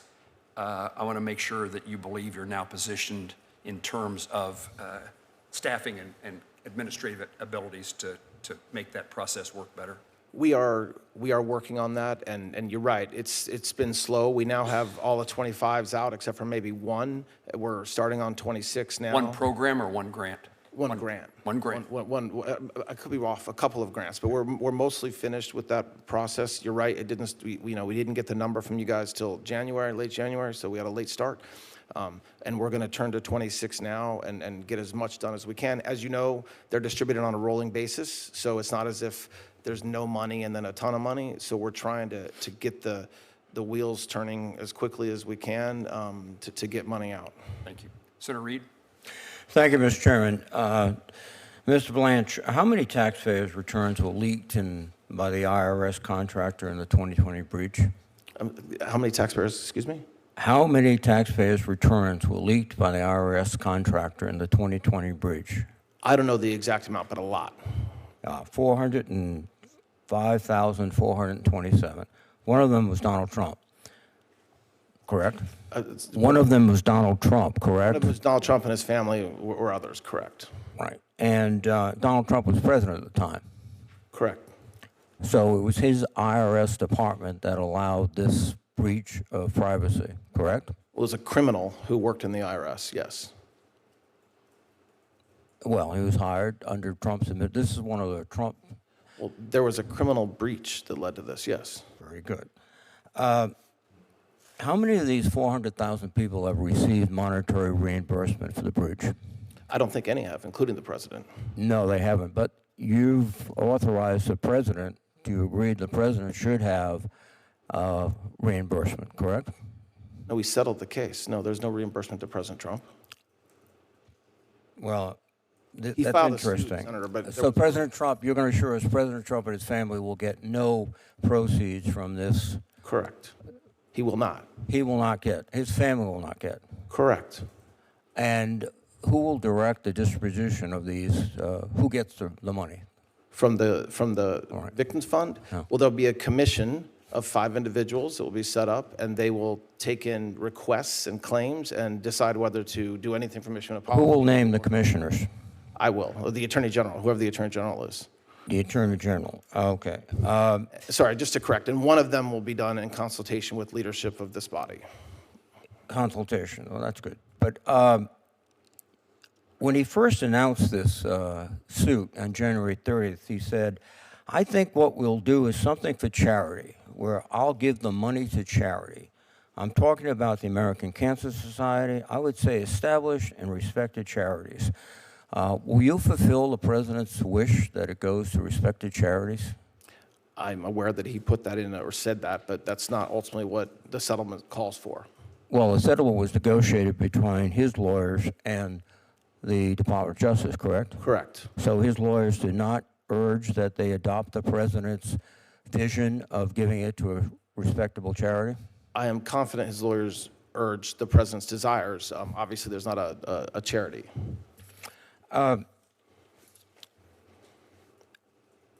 The order that you signed yesterday states that the government pay this settlement if the Secretary of Treasury has certified the payment. Is that correct? Correct. Is it a coincidence that the General Counsel of the Department of Treasury resigned yesterday? I don't know if it's a coincidence. Have you looked or checked? Have I checked? Yeah. I have not. As to why he resigned? It just seems to be very coincidental that a high-ranking member of the Department of Treasury, Senate confirmed, would resign the day that the Treasury Department was required essentially to certify these payments. Well, I believe the IRS signed the settlement agreement as well. But yes, but I can't speak to why he resigned, Senator. Well, this all seems to be an obvious abuse of power by the Department of Justice, by the President. He negotiated essentially with himself. You're his appointee. The IRS are his appointees. He's the plaintiff.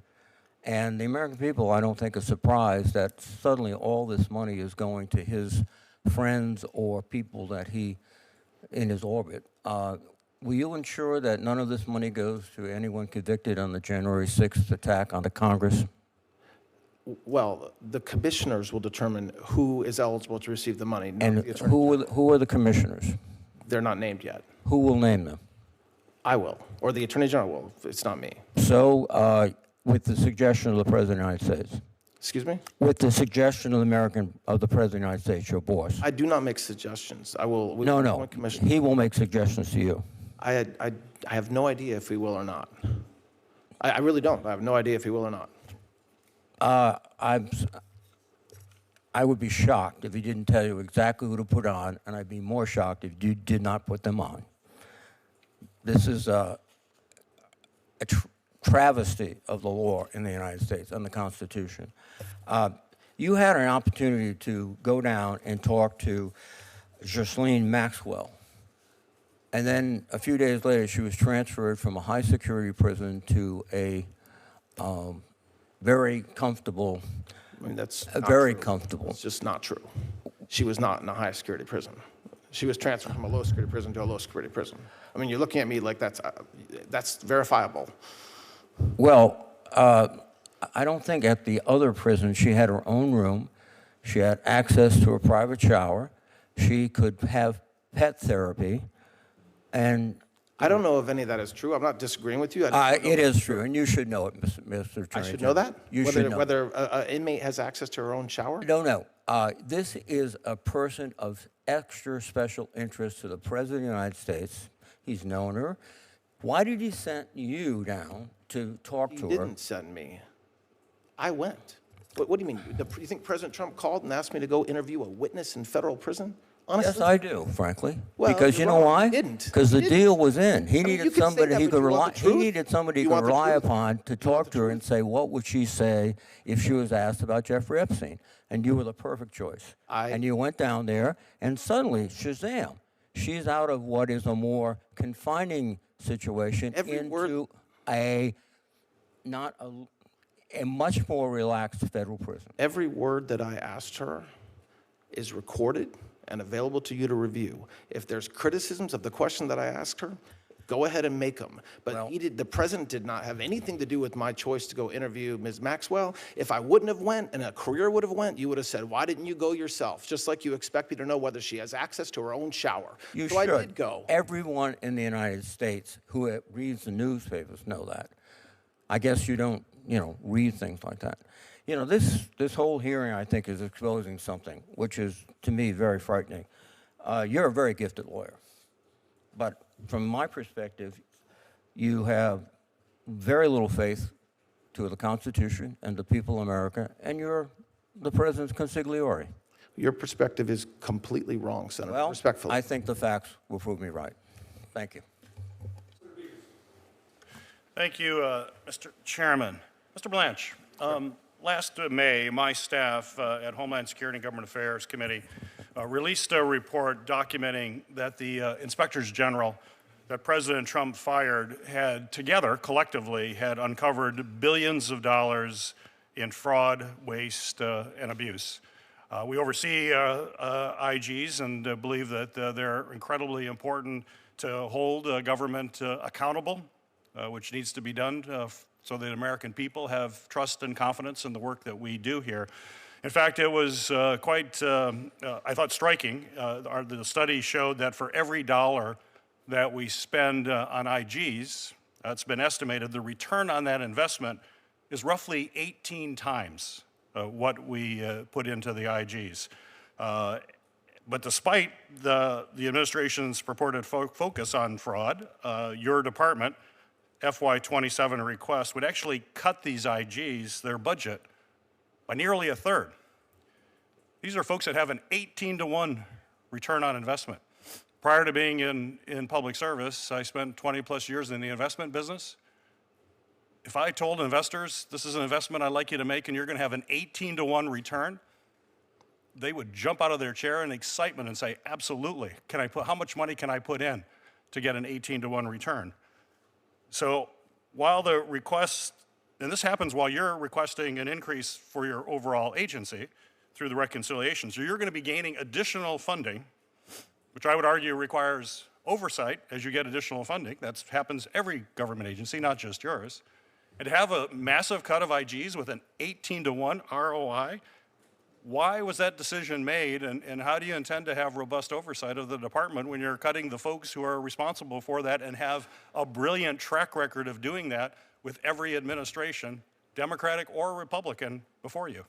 So I agree the IGs are extraordinarily important. The budget that was proposed, it was developed consulting with the IGs. And so this is a budget that OMB and DOJ worked with the IG's office to come up with, and this was an agreed upon budget from them. So while not, just because you're not giving more money and you're even taking away money, doesn't mean the conclusion you reach is accurate, which is that it's going to result in less work or less return on our investment.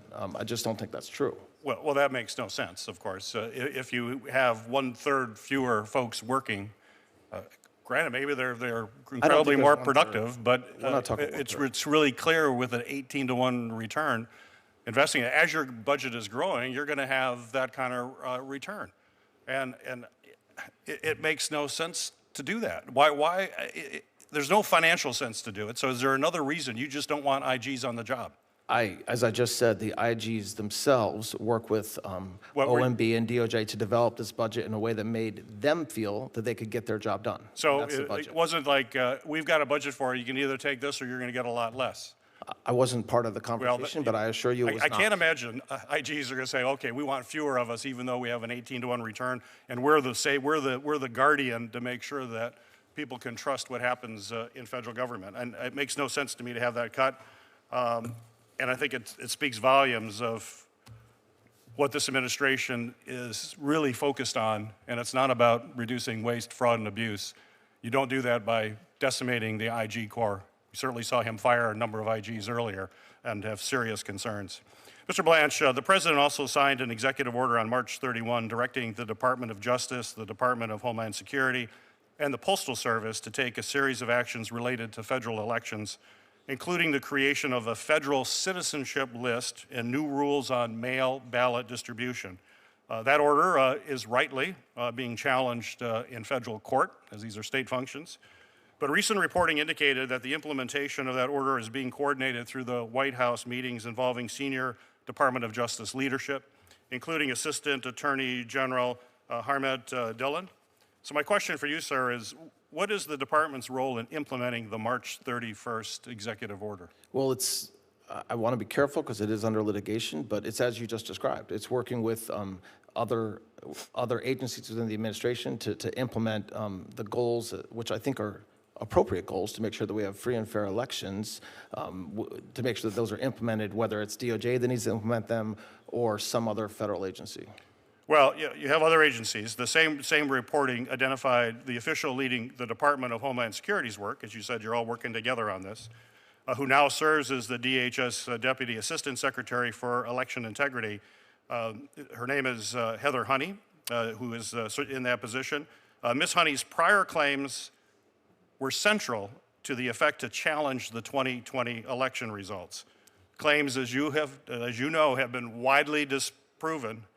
It's not true, none of this stuff. She's a key player there. So my question for you, sir, is the department taking policy direction either formally or informally? You say they are from your previous answer, but from an official whose prior work was built on disproven claims about a prior federal election? Our policy direction comes from President Trump and his leadership team. So I know the person you're speaking about. She's part of DHS and certainly in meetings that we have about election integrity. But as far as whether myself or Harmeet Dillon take policy directions, we take them from the president. So, interesting. A person who was part of these widely disproven false allegations, and a president who, of course, subscribes to that as well. So that's what you're telling me. That's what's driving this effort by the federal government to basically take powers that the Constitution reserves for our states. Thank you, Mr. Chairman. Not what Appreciate I it. said.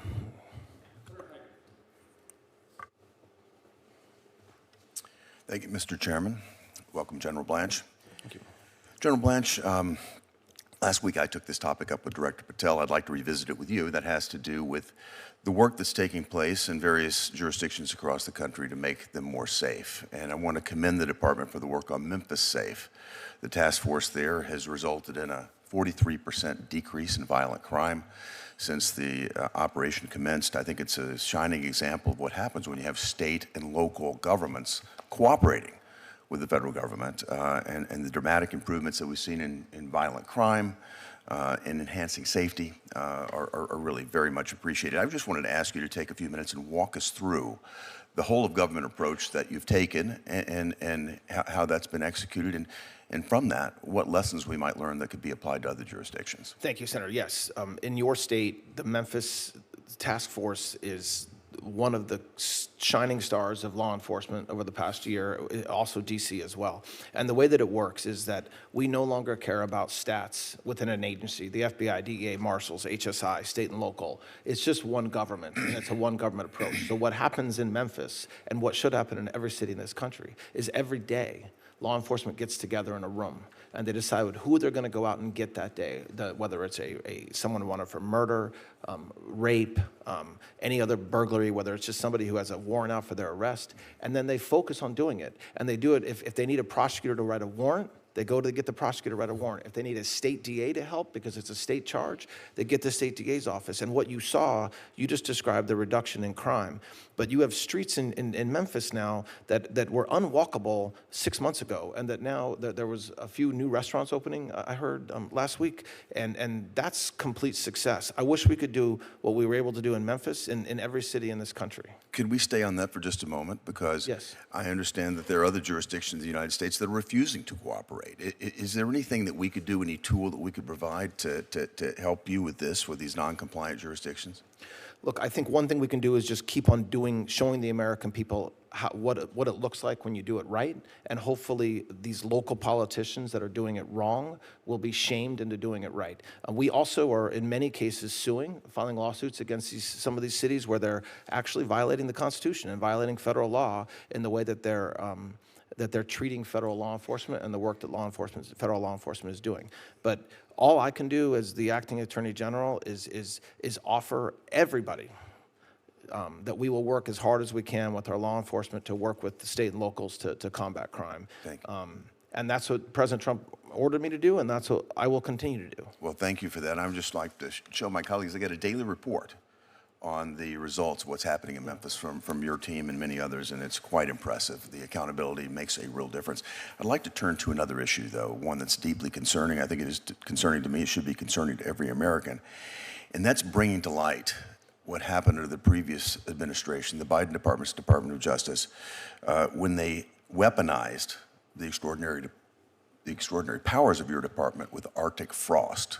If you think about it, they used this Arctic frost to persecute the president and also go after his closest allies, including me. And I was shocked to find out last year that under President Biden, the DOJ had secretly obtained my phone records from Verizon. And even though Verizon was obligated to let me know that, they chose not to. And when I brought the problem to Verizon's attention, all they've done is tried to stonewall me.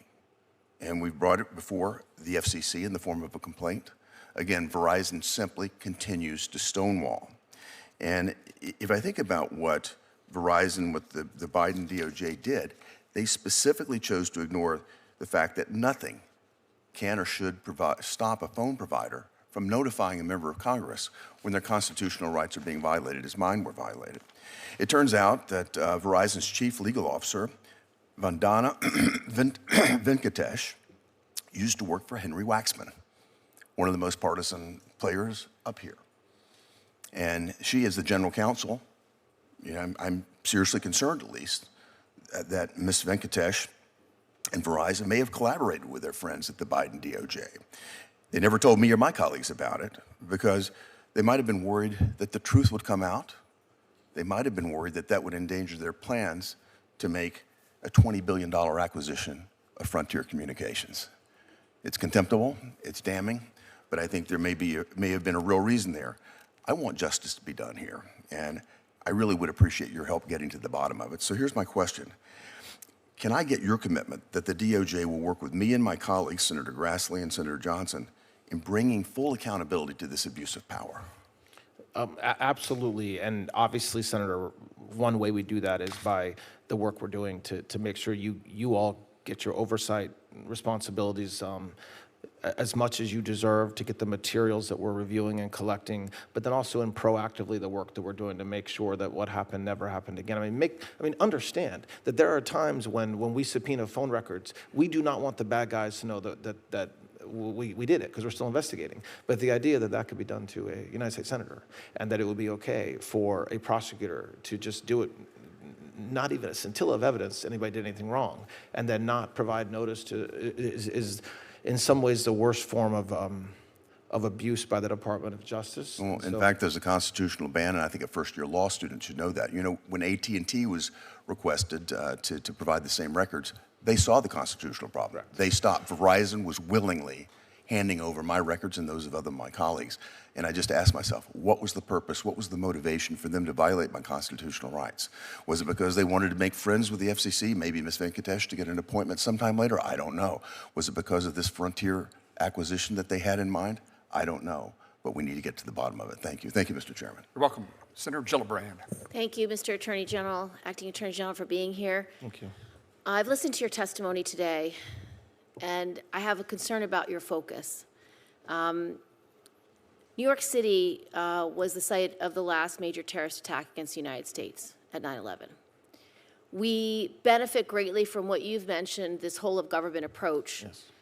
Where we integrate CIA, NSA, DOD, FBI, DOJ, all integrated seamlessly, NYPD, to keep our city safe.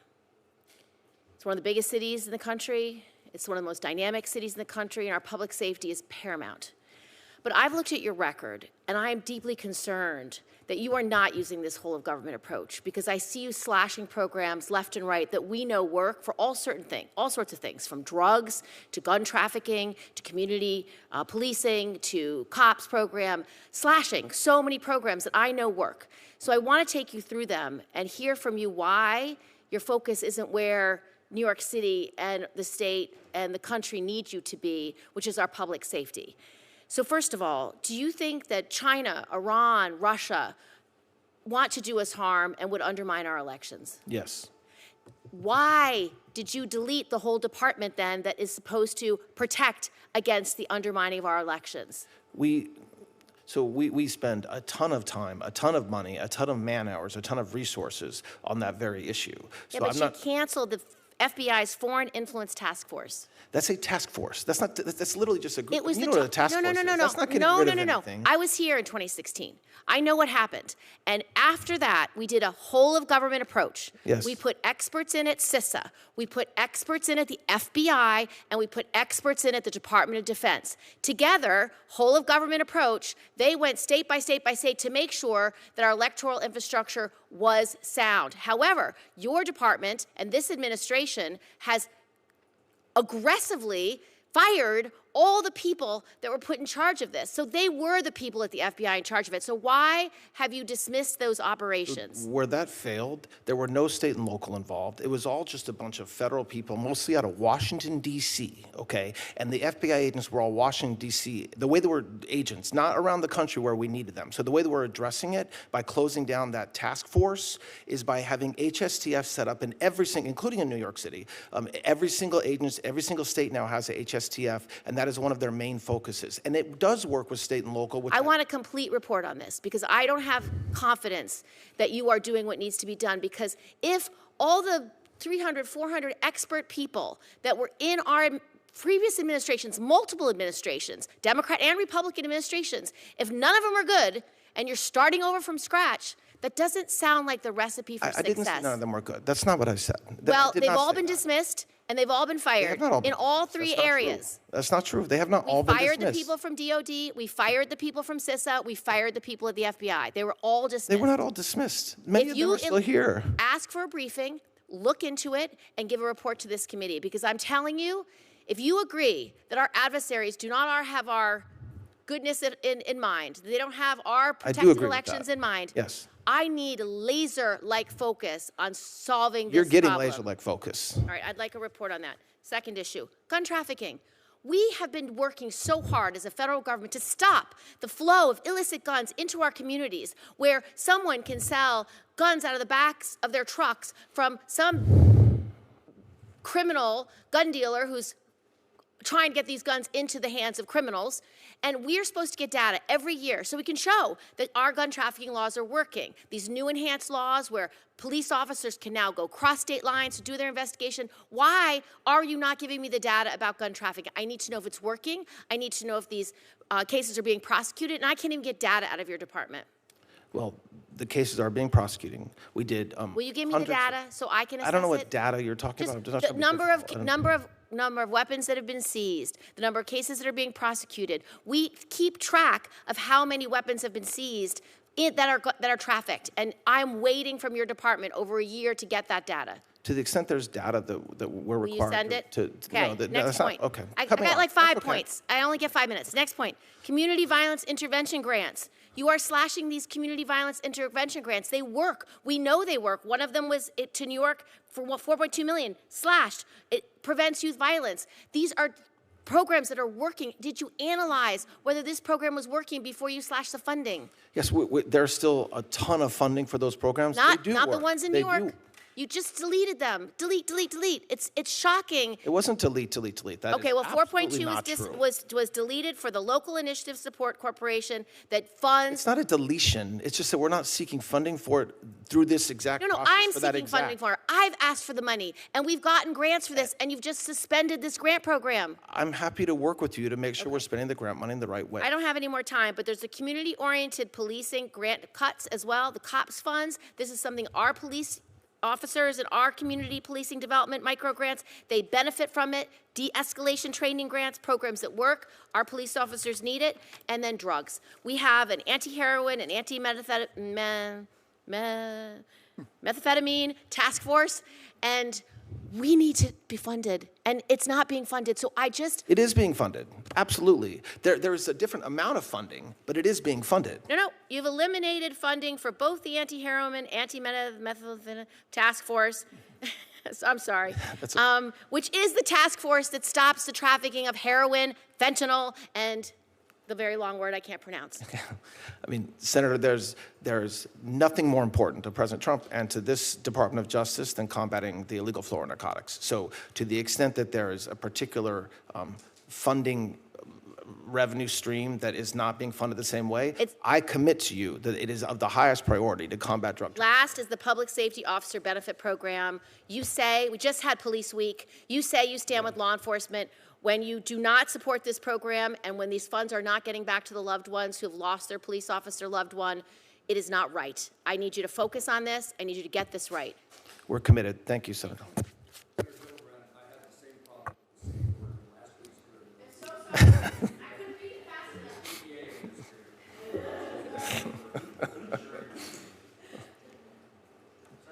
Thank you. Thank you, Acting Attorney General. Thank you for being here. Thank you. I want to talk about the ATS National Tracing Center, which you know is located Yes. in Martinsburg, West Virginia. I think this is a stunning statistic for people to realize that in fiscal year 2024 alone, the National Tracing Center processed more than 600,000 requests. I mean, that is an immense amount of work. It also helped to identify the deranged individual who attempted to assassinate President Trump in Correct. Pennsylvania. So obviously, it's great work out there, but I am concerned that we have to prevent the release of firearm trace data to anyone other than law enforcement for investigative purposes. Can you elaborate on the importance of the NTC, but also how it functions within the ATF? And can you describe how your budget request will sustain these critical services? Yes, of course, Senator, and I agree with you. It is an extraordinarily valuable law enforcement tool, but it can be abused. And so what the ATF has to make sure we're doing is we're using the tracing data. And by the way, it's not just for federal cases, it's for state and local cases, it's for local crimes, and so it's a true testament of the power of the federal government to help the states. We have to make sure that that data is shared only where it needs to be shared and only to further law enforcement investigations. Our Director Cicada is laser focused on that. We have the benefit of having somebody who's been an ATF agent for 2 decades, and so we'll continue to make sure that not only we're spending the money to make sure that we're successful, but also making sure that we have guardrails around it so that it doesn't get abused either by ATF or by anybody state and local wise. Thank you. Thank you very much. I want to talk about the HIDTA task force collaboration. I know DOJ is a valuable member of the HIDTA task force, and honestly, we had the ONDCP director, Sarah Carter, came to West Virginia a few weeks ago. We had a roundtable. U.S. attorneys were there, local partners, local law enforcement. Very interesting conversation. I personally want to see the high-intensity drug trafficking and the HIDTA program stay within the White House. I know this may not be a decision that you're actively involved in, or because there's always, through several administrations, a desire to move it over to DOJ. Do you have any perspectives on that, and what does this budget have to say about it? Look, I know that President Trump is going to give a ton of money, I think over $11.4 billion to combat the drug crisis, and that includes a lot of money to HIDTA. The way that it's running through the ONDCP now as opposed to directly to DOJ doesn't make a difference to the effectiveness that we can have to run these programs. It hasn't made a difference over the past year. It will not make a difference in the coming years. To the contrary. Remember, another big part of the drug fight is DHS and right. HSI. And so one benefit of having it go through kind of a one higher place is that we make sure we're spending the money across the federal government in the ways that is smart. So I have had zero issues with that setup, and I don't think Administrator Cole has had any issues with it or any of other law enforcement. I mean, personally, I think the issue is so large, and you heard Senator Gillibrand talking about it in New York. Our state has a particular issue, yes. And I am so pleased with the president's southern border initiatives. Fentanyl seizures are down, meaning less fentanyl into the country, but it's just such a devastating and terrifying drug that's killing too many people. Yes. I did want to I noticed in your opening statement you made a comment about the Bureau of Prisons. I just had a conversation with my fellow West Virginian, Billy Marshall, who's head of the BOP. I am in full support of the $10 billion request that you've made. He's made great strides there in getting good leadership, and they're safer. We have several federal prisons in and around West Virginia, and not only are the staff safer, but the inmates are safer as well. And I would encourage you to keep pounding that drum. We will. Thank you, Senator. Let me ask you a question in the last few minutes that I have. There's a few seconds. All right, geez. There's always a headline about Assistant Attorney General leaves DOJ, and it sounds, like it's a political statement rather than, or a lack of confidence statement, or doesn't like the way the direction that the department is going. And I know you see this, the public reports. Isn't this the way it's always been at DOJ, people moving in and out, and you yourself were at DOJ at one point before you went into private practice. I didn't know if you wanted to talk about, at the upper echelons of your leadership team, where you see this going, and is it a political statement, or is it the cost of doing business and Look, ebb and flow of workforce? I think we have a great team, and not only at DOJ, but President Trump's entire administration. That necessarily means that sometimes people come in and sometimes people leave. I was a federal prosecutor until I had no money left, and I had to go to the private sector. And I think there's pressures on family, and there's so.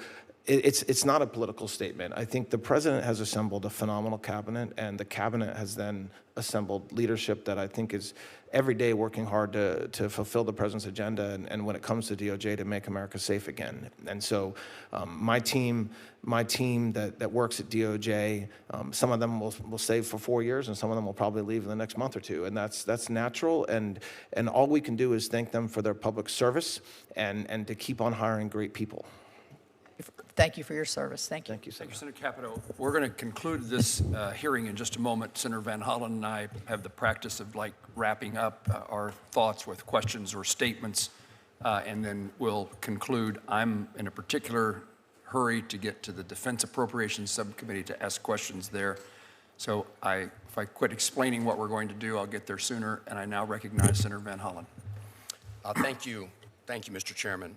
Mr. Blanche, in response to Senator Coons saying that Capitol Hill police officers were worried that people who assaulted them on January 6th might benefit from a slush fund, you said that couldn't be true because it hadn't been set up. I didn't say it couldn't be true, Senator. I didn't say it couldn't be true. I said it was surprising it was true.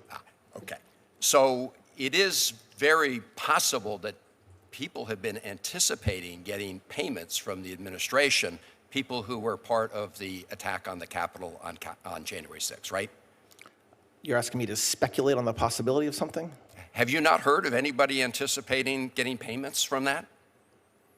No, I haven't. Okay. I don't know what that means, actually. Mr. But Chairman, I won't speculate. I want to put it in the record, submit for the record, a January 2026 Washington Post story, a long story, entitled, "For Many January 6 Rioters, a Pardon from Trump Wasn't Enough." And it goes on to quote the President of the United States, when asked about these payments, said, "A lot of people in government now talk about it because a lot of people in government really like that group of people," unquote, referring to the January 6 rioters. Are you not aware of that statement from the president? I have never read the Washington Post. Well, I can tell you that there are a lot of people I accept that you for read a it. long time who've been anticipating payments. You're not aware of that? That, fact, when I asked- you're telling me there's a lot of people that were anticipating payments? Yes. No. Well, I'm not aware of okay. that. Well, Mr. Attorney General, you are in a bubble because the reality... Because I don't read the Washington Post? No, Okay. no. Obviously, you should be in touch with some of these folks because I asked you specifically about an individual who had molested kids and been convicted, about his anticipation of getting a payment. And you said that couldn't be true. In fact, that was a lie. I want to read you. I didn't say that. I got the transcript right. Good. You said it was obvious. I'm obviously lying in the question because there's no way the person committed to that because the slush fund did not exist. That's what you said. I'm going to read from you, Mr. Attorney General, an affidavit from the Hernando County, Florida Sheriff's Office. And I want you to listen carefully to what this police officer said about this criminal named Andrew, pardoned by the president, now being charged for child molestation. He says, Andrew also told that since he was pardoned for storming the Capitol on January 6, 2021, and he was being awarded $10 million as a result of being a January 6er, Andrew did tell that he would be putting him in his will, referring to one of the victims of his molestation. He would be putting him in his will to take any money he had left over. This tactic was believed to be used to keep from exposing what Andrew had done to him, signed under penalty of perjury by someone in the sheriff's office. And you're telling me You don't know about all these people who have been signaled by the President of the United States and others that they're going to get payments. I think that that's what you just read is disgusting. It's horrible that that happened, but that's not what I said. I mean, you can say you're telling me and then make up something that I'm not saying, or you can let me speak. Mr. Attorney General, yes. I'm reading from the statement here. I got a transcript of what our exchange earlier.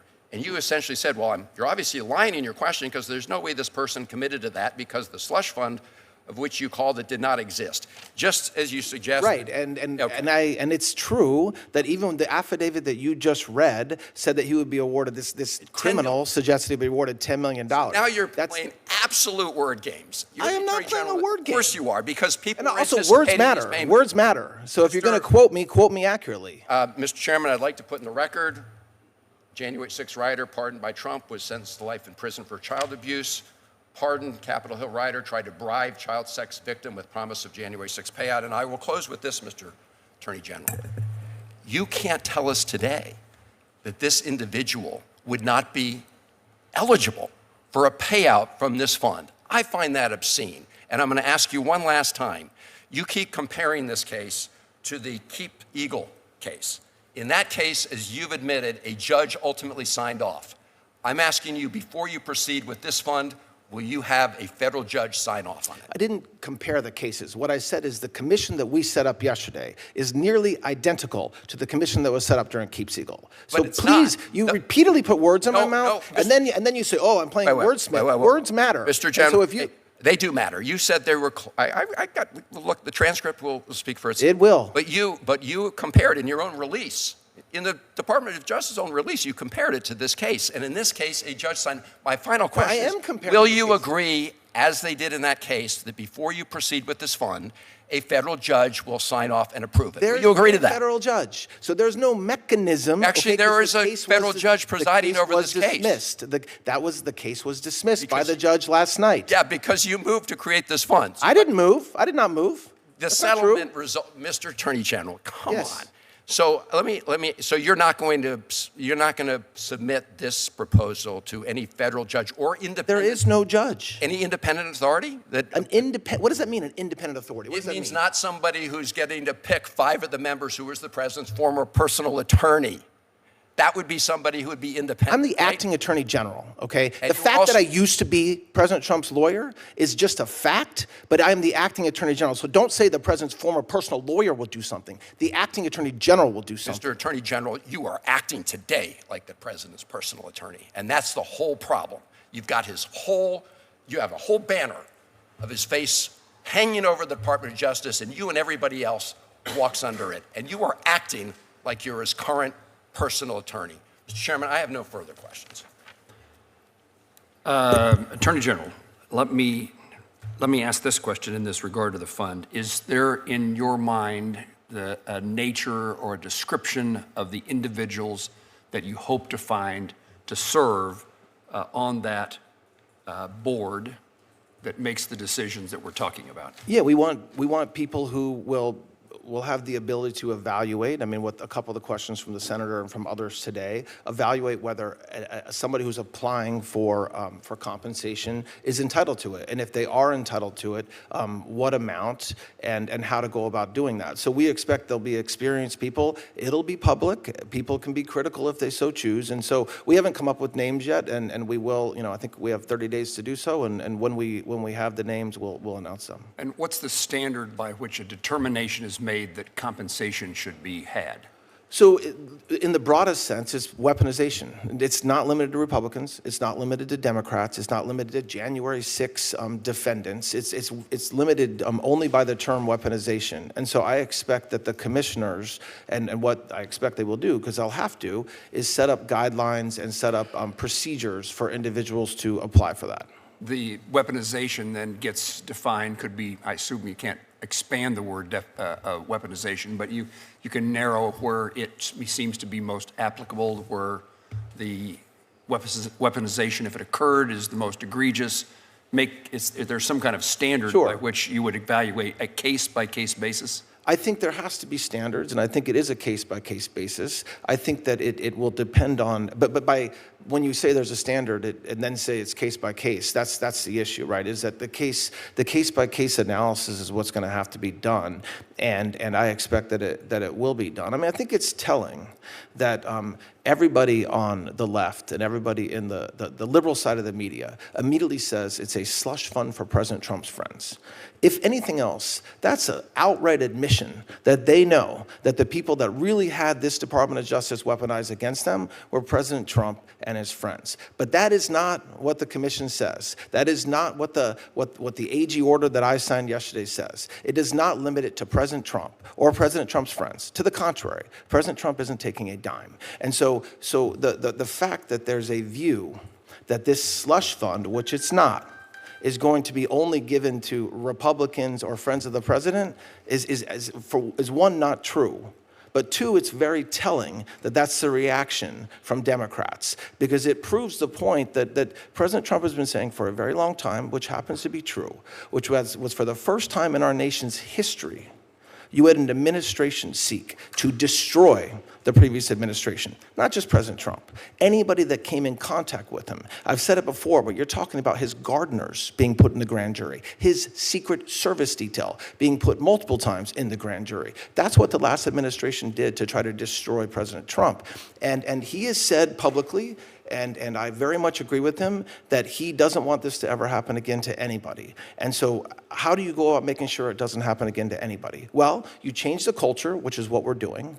You also set up a mechanism where people that did have it weaponized, have this Department of Justice and this federal government weaponized against them, can apply. Does it mean they're going to get money? No, it doesn't mean they're going to get money. It just invites them to apply. And they make a case of some kind to meet some standard, right? Yes, and there's a flaw in the legal system, because this legal system was not set up to compensate for what the Democrats and what Biden and what Garland did for 4 years. It doesn't know how to cope with the fact that hundreds and hundreds of administration officials had their phones taken from them. Members of the Senate had their had their phone records subpoenaed and weren't told about it. The system isn't set up for that. In answers to questions previously put before you this morning, did you took, I assume, because what the settlement agreement says, you eliminated certain individuals from being qualified to receive benefits from this fund. What's the list of those individuals? Well, the plaintiffs in the underlying lawsuit have agreed to accept an apology. So that's President Trump and his sons, I believe. And otherwise, there is no limitation. So whether you're Hunter Biden or whether you're another individual who believed they were a victim of weaponization, they can all apply to this fund. And again, it doesn't mean the commissioners will agree. It doesn't mean that they're getting $10 million or whatever was just read a few minutes ago. It just means that you can apply. And the decision by the commission is by a majority? Yes. 3 of 5? Correct. And finally, this issue, while it's of interest to all of us as United States senators, this committee has no jurisdiction over this issue, in a sense, because this is mandatory spending. Have you had conversations with Senator Durbin or Senator Grassley or the Judiciary Committee? I have not had conversations over the past 24 hours about this. No, I have not. General, anything you'd like to add to what you've said today or take away from whatever you said today? No, just thank you and the committee for their time today. There are no further questions. Senators may submit additional questions for the subcommittee's official hearing record. We request that the Attorney General respond to those questions within 30 days. The subcommittee stands at recess to the call of the chair.